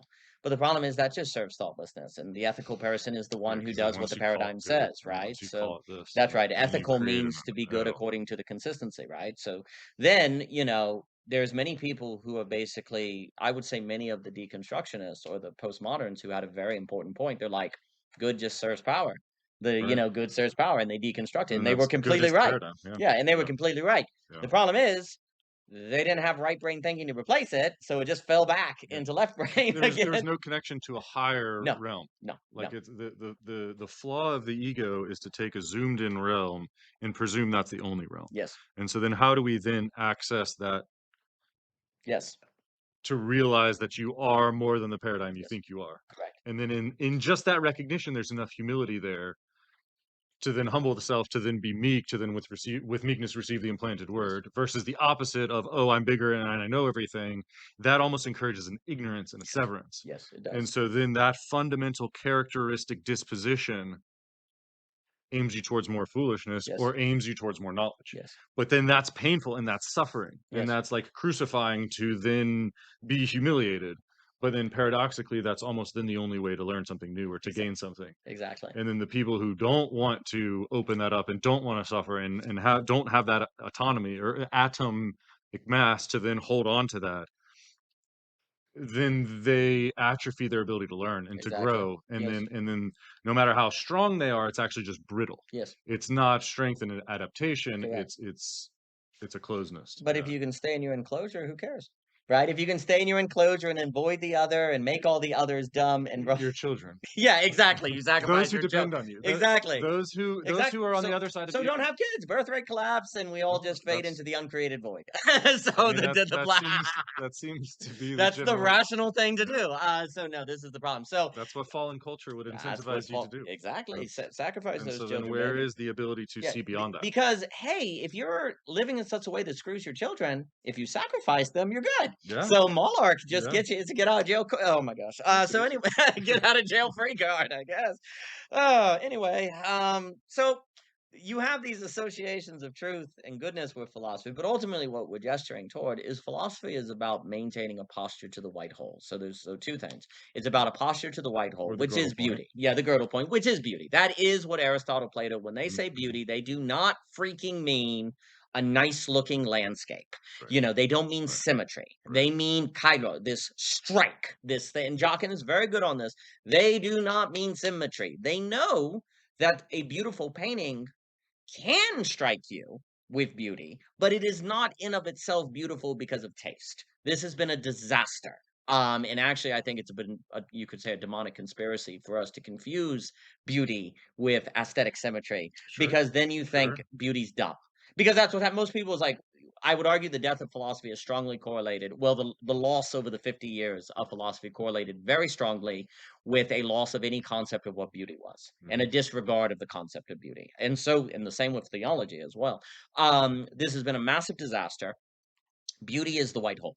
That's Yeah. what beauty is. It Yeah. is this thing that creates energy. So there's two key functions of philosophy, therefore. Um, self-defense and maintaining posture to the white hole. That's what philosophy is really in the business of. It is self-defense from enclosure, making sure you're paying attention to dynamics. So fighting dynamics, being aware of dynamics is what philosophy is about, and posture to the right hole, which you can't do one without the other, of course. So in a sense, they're the same thing, but they go together in different emphasis. That's what philosophy is. And to the degree we as subjects do that is to the degree you're not going to be falling into these dynamics that Mhm. conceal themselves, Mhm. Mhm. and then you're lost because you can't even tell you're lost. All right, well, we ate chicken. It was really good chicken. And the children have attacked Charlie so many times and begged him to spin them and throw them around and chase them. You've really done a great service in Yeah, this house. you didn't invite me here for the philosophy. I'm just a babysitter. He's just a babysitter. We're like, hey, you want to come up? He's like, just come on, that'll be fine. So the children are they're just gonna sneak in your car. Yeah, philosophy, beauty, self defense, avoiding enclosures, all of that. Yeah, I mean, I know I've been talking about the spiritual warfare stuff. But I really do think the loss of that framework has made us blind to enclosures. We don't think enclosures. We don't think this risk. So we're more susceptible to the left brain stuff because we're not even like think we don't think in terms of principalities. Like I think Right. basically Right. ultimately most Christians are avoid hell by getting saved. That's about it. They're not really thinking about like spiritual dynamics that you're trying to avoid and master. They don't have an artfulness that they're employing. They're not thinking kind of a life of the mind discernment to avoid enclosure. So I mean, I think it's a big deal. I mean, I was speaking, so there's a few things. I was speaking with Luke recently, the Gurdjieff scholar, and I love Luke. He's great, and we were talking about a number of things.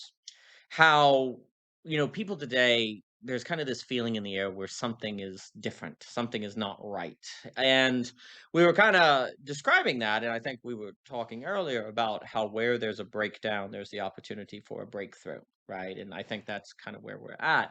But there's just this feeling that that people seem to have that where are we going exactly? Like, where is this all going? There's the political, there's the AI, there's all of that. And one of the ways, and I find it remarkable that so many people now are almost intuiting or gesturing toward the demonic or spiritual warfare who are not even religious Mm, to try to describe what's happening.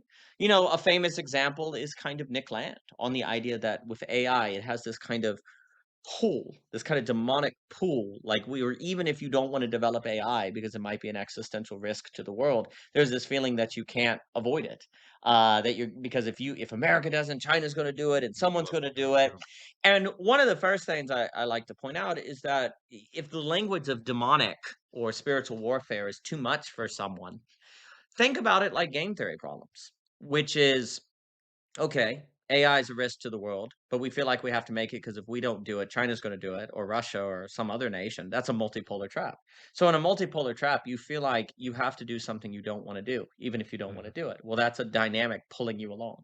Like there's something about the demonic that is pulling you along and you can't stop it, right? Now, I want to argue all enclosures lead to that, but increasingly that is a feeling people have, which shows that the enclosure dynamics becoming visible. Do you see what I'm saying? Like that mm, people mhm, feel this pulling, unable to stop what's going on. That is when the enclosure is becoming visible. That's when what's always been at play is becoming seen. Because what you're seeing is internal consistency. Like all we've been doing is tracing out internal consistency, which means you actually have been pulled along on a thread, not realizing it. All you're using thinking for is to trace out something preset. But not until this moment have people felt that. Has that been something they're describing in the talk shows or whatever, right? Like it's becoming kind of vivid. So game theory problems can help describe the demonic. Second, another thing can be like the Kafka novel, where you have Joseph K. and these characters are being pulled along to something they don't want to go to, where they're killed ultimately by a big brother, but big brother doesn't directly force them to end up there. They choose to act in such a way where they go there, even if they don't want to, right? So the main characteristic that I just to kind of tap on is that we can think of spiritual warfare as fighting the forces that pull you along. mhm, Fighting that which pulls you along and takes you somewhere where you don't want to go, but then you also feel like you can't avoid going there. Like another example, I'll make the example now where people feel like if I'm not on my cell phone all the time, I'll miss a call from my boss and lose my job, or I'll miss a text and my friend will be upset. So people have this feeling like, yeah, I know I shouldn't be on my phone all the time, but I can't not be. Like that's another, well, actually, that's important. Like there's a characteristic of the demonic that can be I know better but can't. Like I know mm, this is a problem but I can't, right? I know AI is dangerous but we have no choice. And actually, one of the reasons why I think describing it as demonic can be useful is because when you language it that way and you understand that is the dynamic the demonic works in, it actually you can free yourself from it. Because you can see that, oh yeah, it has that because it has this enclosure structure. That's how it possesses you.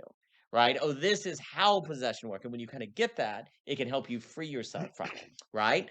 But the key is, I think the thing I'm pointing out, and then I'll say one more thing and throw it to you, is that the only way to avoid possession is sacrifice, to do something hard.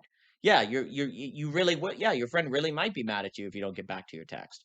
But if you're not willing to pay that price, you never escape the mm, possession, mhm. right? So you have to be willing to suffer. You have to pay the sacrifice in the near term to escape long term enclosure. right? And you've already said many times this weekend that this in our your visit that there's something about avoiding the enclosure that means you take the pain now for the future, whereas most people are going to avoid the pain now, but then entropy, they're done, equilibrium. So you have to face that now, or you're gonna be in big trouble. Philosophy, one, because we've been talking about like why does philosophy matter? Philosophy helps you realize all this and see all of this, and to help avoid it. And I guess the other thing I want to say, if it sounds kind of strange to connect philosophy so much with not falling in the garden or Adam and everything we've been describing and out of avoiding enclosure.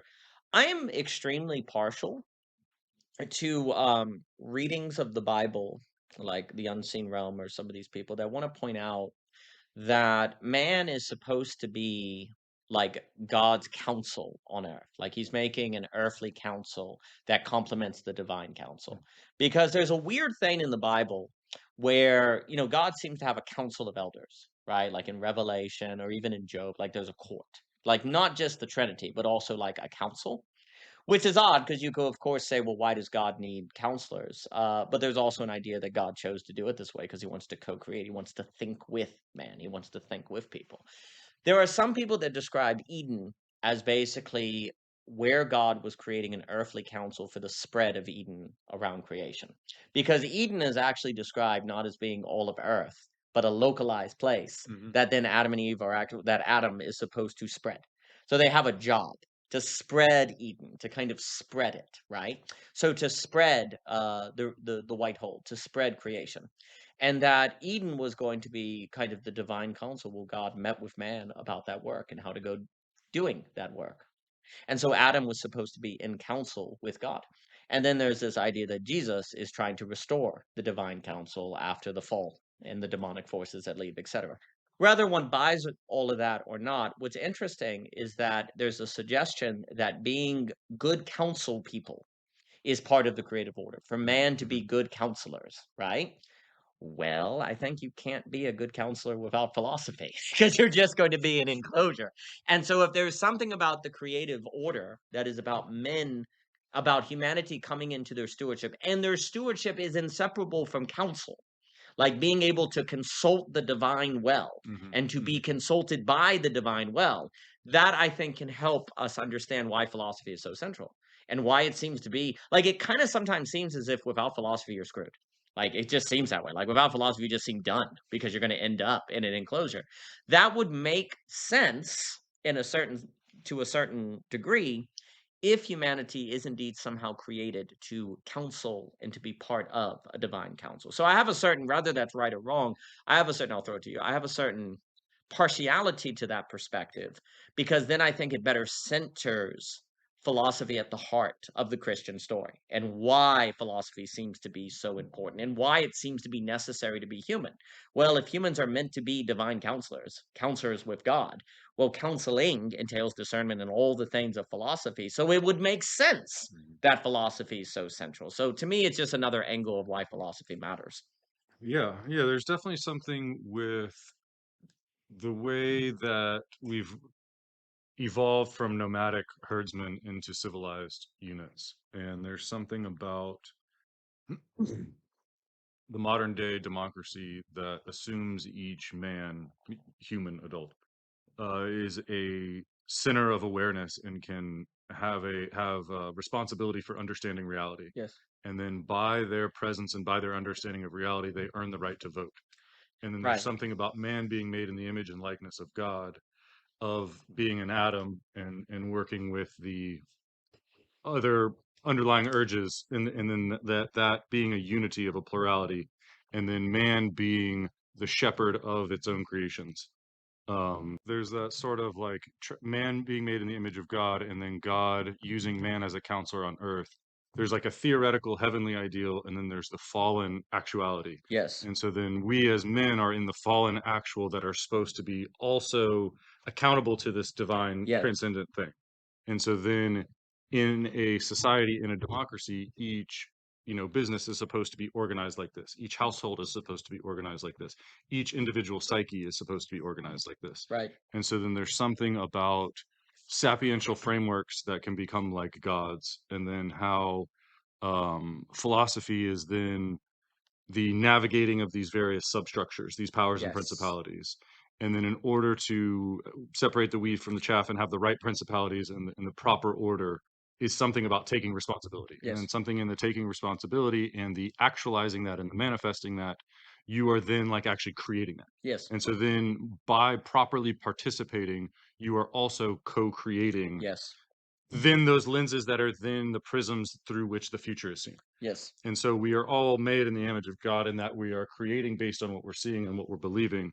But then there's a sort of autonomy that comes with that. And so then that's what I was trying to talk about, the democracy and earning Right. your right.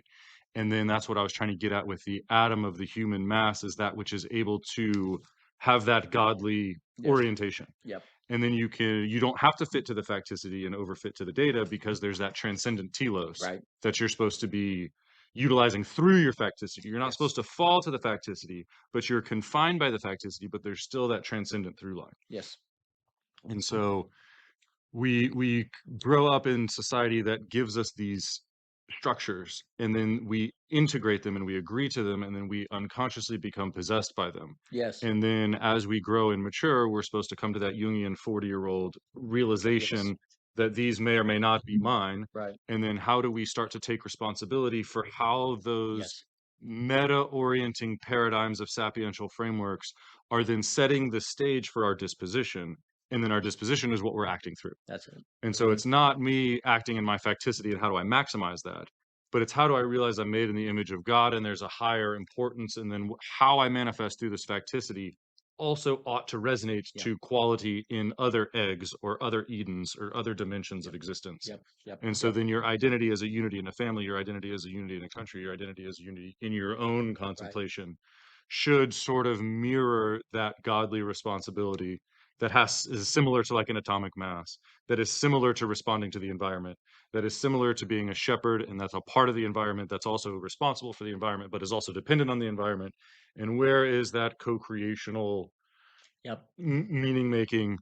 And I think there's something about our culture that gives us these dead abstracted institutions that create a sort of individual that's a banality of evil that lacks that center. That's right. And then when the bureaucracy takes over, the man is no longer capable of voting. Yep. And so then his vote then almost shouldn't count because his vote is the powers and principalities Yeah. voting Right. through No, him. that's right. It's It's not not really. It's him not really him. discerning the Yeah. powers and principalities Yeah. and then making a well-informed, Yes. mature, responsible decision. Yes. It's almost then like a child who's thrown into an overwhelming facticity who just goes along with what they give. Exactly. And so Exactly. then where is the proper philosophy to create the kind of person that can be responsible for separating the wheat powers and principalities from the chaff powers and principalities that then creates a salience landscape that then navigates itself wisely?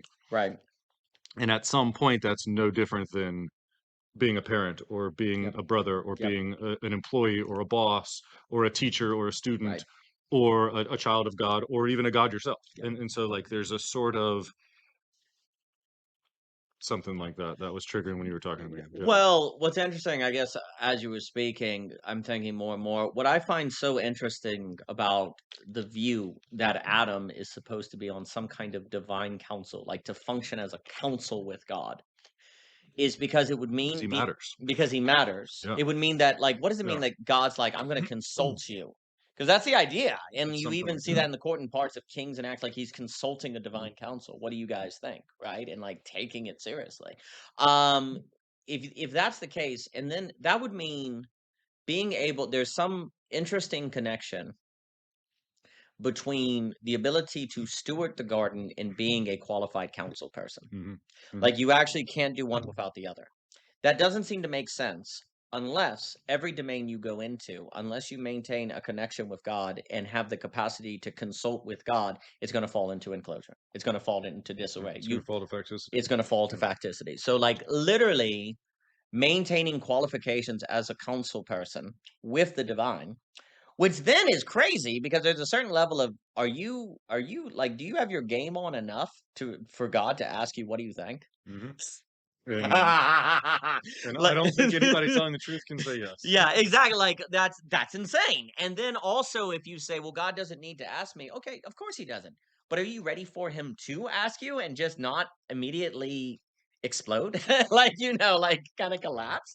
Like, if you take that seriously, like, it's kind of in a way, I think about it. And again, there's something here that it's a strange thing, but it's similar. It seems nonsensical, but perhaps it's similar to, like, the angel saying, "Hey, Mary, you're gonna birth God. You're gonna birth a Mhm. son, right?" And it's like, "Who am I?" And that sounds crazy and doesn't make any sense. And God doesn't. No, He doesn't have to do it that way, but that's how He's gonna do it. And are you ready, Mary? Right? Like, there's a certain. It's impossible to be ready, of course, and yet, nevertheless, there is a way to fail well, to do the Yeah. impossible Yeah, well. yeah. So I associate that with this idea of a council, like being on a council with God. Like, if God's like, "Come on, I want to," what do you think? Do you wanna really, with God, just recite enclosure logic? I Recite. was yeah, I was just about to say something similar because in that sense, it isn't the literal structure of the facts that you know. Like you're not on the witness stand giving an account of the facts. You're not a professional Exactly. medical examiner saying the bullet came in at 18 degrees and therefore there was a Yes, second shooter. Like there's not a factual thing like that. It's almost more of a relating exactly. in a meaning and a Yes. significance and the valuable perspective. And so then in that sense, you're like a portal for God. That's And then exactly to right. the extent that you're full of parasitical powers and principalities, Yes, and that you're subject to propaganda, then you're not actually thinking, and then you're just the banality of evil, that's it. and then you're giving an empty structure back to God. Yes. And then in some sense, that's not true because Correct, that's not meaningful. correct. And then the abstractness of it almost severs it from truth. Yes, And yes, so then we've confused literal accuracy with significant truth. yes, And so then in that sense, right. we would be bad faith communicating with God by giving a specific Yes, facticity. yes. And so then it's how do we engage with the living phenomenological patterns of participation, not give a literal something. Yeah, Exactly, and can you do that? Or are you so habituated to the left brain thinking that you can't even do that, right. right? And I think that's we're at 11:50 of that cycle. Yes, we are. Yes, we Or are. that's how it feels. Yo, At definitely. least Oh, definitely. that's It kind of the well, inspiration of the that's the conversation. breakdown, absolutely, and so there's a breakdown, which again, with philosophy, with right orientation can be a breakthrough. Yeah, well, again, I know the council talk can be odd, but I think it helps connect, again, why philosophy matters, and another way to look at it, the council notion helps make sense of why what it means to say man is in the image and likeness of God. Because when you hear that, a lot of times people go, "Oh, we're rational, we're creative, and so we're like God." All of that is true, but actually the term image has a very specific meaning, which is the notion of representatives of. Like, man is God Mhm. on earth is what it means. We are God on earth. And the council is the idea that God comes like, "So how's the garden going? What do you think we should do? What should you name that animal?" Right? Of course, God doesn't have to do, but He chooses to participate and relate with man and have a meaningful, to allow man to have a meaningful role of stewardship. Right? In the end, God rules, but He's like, "Oh, y'all have a meaningful say on how this goes down, and I'm going to consult with you." And also too, there's something to be said about God wanting us to consult with Him for our sake, so that we Right. avoid the enclosure, right? So Mhm, that mhm. we're not actually ending up in left brain. And so emphasizing that, I think, kind of can be just very important because you're avoiding enclosures and things. Yeah, no, I think that's important that in this sense, God then has the connection of conocer that then takes the lesser perspective as though it matters. Mhm, mhm. And then there's something about the, Old Testament God or the Yes. Yaldabaoth or the Yes. Dipperj or Yes. whatever that thinks of itself as sufficient and then doesn't listen to the lesser. And Exactly. so then there's something about our being made in the image of God that we have something of value to contribute to Yes. him. Yes. And then also because of that, then there's also things lesser than us that we would normally ignore Yes. that actually are significant. Yes. And then it's sort of our obligation to see through the normal patterns of ignorance of whatever to Yes. then actually account for those smaller things in our dominion. Absolutely. Like the children or like the smaller things or like the Yes. whatever. I think modernity tends to value the abstract knowledge so much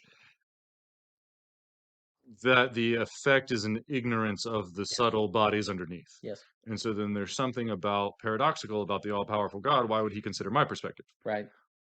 But I think the point is to humble yourself and that you're not the all-powerful God, and then you also depend on those Yes. sub things that Yes. you would consider yourself ontologically greater than and then Yes. superior to. Yes. And so then Yes. there's something about that cross dimensionality where you're not insulated on your own line of realness. Yes. Yes. There's greater realities and lesser realities. Yes. And so I think that aspect that God then depends on us is supposed to show us the opposite in how we are dependent on things that shouldn't matter or something. Yes. Yeah. Again, Oh, yeah. I'm not Yeah. phrasing Yeah. this Yeah. well, but No. it's It. Well. So there's a few things. First, I think this is extreme for me. It's important, this theology of the council, which again, I don't, you never hear, and it's not really something brought up in Christianity, but I think it's definitely in the text, and Harris makes that argument, and I think it's definitely there.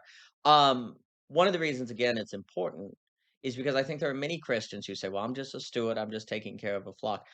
If this is true, it suggests you cannot do that unless you're a qualified counsel, unless you maintain philosophy. You're going to end up building a church in the name of the left brain. You're going to mhm, end up mhm, stewarding in the name of the left brain. If you don't actively maintain a philosophical life, because I think 100% philosophy is what keeps you open to the white hole and in self mhm, defense to mhm. maintain your ability to counsel. And that's what keeps you related to reality. Exactly. The religio is that connection. Yeah. Yeah, that's right. And so if you don't do that, then you can steward or do the Great Commission all you want, and it's going to be in service of the left brain. Everything It's you're going to be part of the problem. it's part of the projection of the paradigm Yes, that's instead of an actual discernment of quality. yes, yes. So for me, again, this emphasis on the counsel um stresses the vertical, and Mhm, mhm, that it mhm, has a philosophical quality, a fundamentally philosophical quality, because you can't counsel well unless you maintain quality,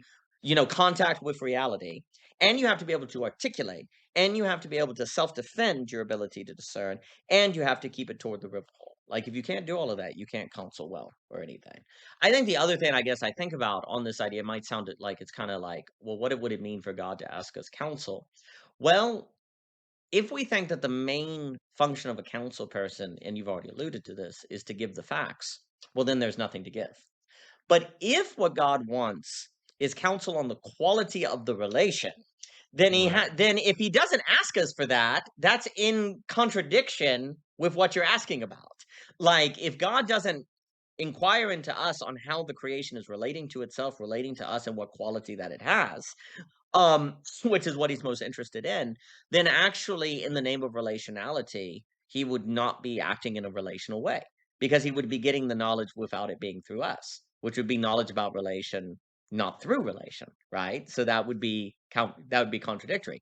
There's also a question to be asked, honestly, on if God, even God, can get information about relationship outside of relationship. Well, yeah. How do I put this? But it's something about what is information, Yes, and I don't. So I think that in that sense, you can't. So if you were to then just give somebody objective information, then you're not counseling them. You're just giving them that's information, right. and then they're doing their own decision making. Exactly. But there's something about what actual information is that is biased by a perspective. Yes. And so then you almost need the biased perspective of the meaning of the significance of it in order for it to really count as information. Exactly. Exactly. Yeah, if you don't include the perspective, then it's not even the information. And that's why the man has a body to interpret Yes. that. Yes. And then the body relates to the atmosphere that then cares about it, that then makes it relevant. Yes. And then it's the meaning of the way that formation is informed, the matter is informed. Exactly. It's not an abstract information itself. It's the meaning and the significance and the perspectival Yes. reality of it Yes. that then is what your perspective is. And that's why I'm concerned about the banality of evil and the Yes. bureaucratic of everything, is because then you're removing your own individual Yes. participation in it. That's it. And then it's just the general person experiencing it or Yes. the general concept experiencing it. Yes. And then in that sense, it's information without a body. Correct. And then in that sense, it's oroboric or Yes. misleading, or it's not like a proper balanced DNA. It's just a one-sided. Completely. And I think there's a very real sense in which this very Everything you're describing applies to God himself. That's why he made an image, which is what our body is to us is what the image is to God. Like it has it in regard to creation.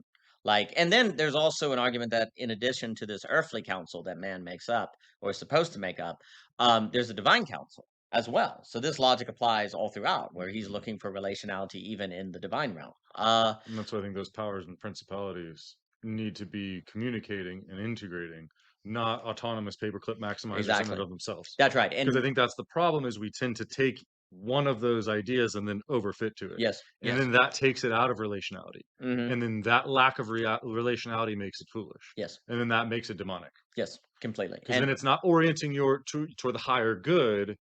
It has its own orientation, correct, correct, independent of you or autonomous from you. correct. And then because of that autonomy, it's then splitting. Yes, yes. Something like that? Absolutely, and the fallen angels are well, actually, it becomes the fallen sons of God as heretic, which is very interesting. But it's the idea that in the divine council, they leave the relationship with the council for their own independent individual council, and that leads to the fall of the angel, like the demonic, right? Mhm, And so, mhm. likewise, when we separate from God and you have an independent, well, what's it, to be more clear, counseling is a fundamentally relational term.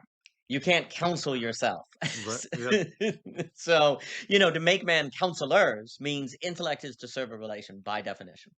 And what we've done is actually instead of using learning to counsel, we actually tend to use learning to solve right, for yep. ourselves, which means to dominate. Very different, yeah, Very, very different. And sure. so, like So counseling is to situate learning in relation. And I guess the other thing I want to say is there is a sense in which God can get any relational knowledge he wants at any time because he can manifest to someone and ask, right, at any point.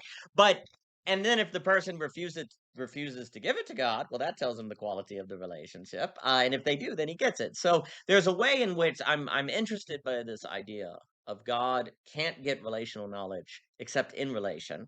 But in a sense, he can't be kept from relational knowledge because he can always manifest to get it. And he's either going to get it because the image will relate it or the image will refuse. And that right there would tell you the quality of the relation. So I'm trying to walk this line in this thought of God doesn't have access to relational knowledge outside the relation. And yet he's still all powerful because he can't be kept from the circumstances of possibly gaining that relational knowledge.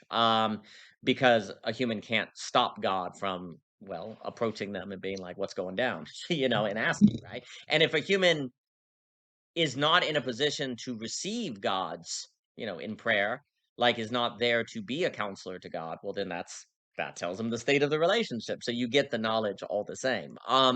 So it is interesting to think that when God makes creation, he makes a kind of knowledge, which is wisdom, that is essentially relational, that therefore God cannot himself gain outside of relation. Of course, he chose that constraint, so that constraint nevertheless shows his power. But it shows that God Himself has put Himself in a circumstance where outside relation you can't have knowledge. Any knowledge outside relationship is idolatry. And if God Himself does that, and you should be like Christ, one should do that. Or else enclosure is like that would suggest enclosure and is inevitable otherwise, and it is. That you will fall into some sort of form of idolatry. So then basically, if that is all the case, it would really suggest you need to be very discerning about what areas of your life you are using knowledge outside of relation, because that's an area lacking the intention of creation. It's lacking creation. It's right. no longer in order. Like what God creates is a creation where there is to be no use of thinking, not in relation. Like it's And always in service of yeah, counseling or not. and that's what I think most of our culture is this Yes, processing of abstractions without relations. that's correct. And so then I think that is the separation from God. Then if you do the like Thoth's prophecy or whatever, it's like as man falls and separates, then there's no feedback. Correct. And then that eventually There's no crumbles. feedback. And then Yeah. is that God Yeah. punishing man for rebelling? Right. Or is that man dissociating from himself and then losing his own adaptation? Right. And Exactly then right. is that a meteor strike? Is that a flood? Is that a disaster? Or is that a disease? Or is that a breakdown? Or is that whatever? And I think, civilization after civilization after civilization has kind of gone through these transitions. But now we're in this kind of internet connected global pluralism, global capitalism, where we're all closer to being on the same page. Yep. And then it almost seems like we're kind of meeting this global psychic severance, Yes. where then adaptation and sensitivity and connoisseur is getting outcompeted by the saber, by the saber. Yep. That's And right. so then at what point are we winning the game of the saber and losing the connection to that which the saber severs to Yep. create? Like Yep. the sever just cuts off, but there has to be a line there to cut it off. And so we're the great forgetting is that we're no longer connected to the through line of God. We're just the severance that knows. We're just the post hoc rationalizer. That's right. And there actually has to be a present participating That's it. pre-collapse, Yes. pre-severance. Like there has to be an observer that collapses the wave function. Right. And we just think, oh no, it's a collapse wave function and a collapse wave function. This observer can then program this collapse and that works. S- And while that simulacrum might work for a generation or two, eventually that Right. severance and that dissociation, you have to pay the piper at some point. Yep. Yep. And It. and and I think that we've been just passing that buck, Yes. and then now there's just nothing to pay the piper with. Absolutely. And yeah. Yeah. It is that is fundamentally unreal. Therefore, it can't create new energy. It can use the energy it has. And now we're at the point where it's running out of energy because it can't create new energy. And Mm, you're reaching the apocalypse. You're reaching the breakdown. But the breakdown cannot be a breakdown without being a potential breakthrough. right. And yeah, I think like the feedback I think is so important because a counselor gives feedback and then the counselor gets feedback Mm, from the person on the quality of their counsel. And yeah, so for me, like on this question of why, philosophy matters.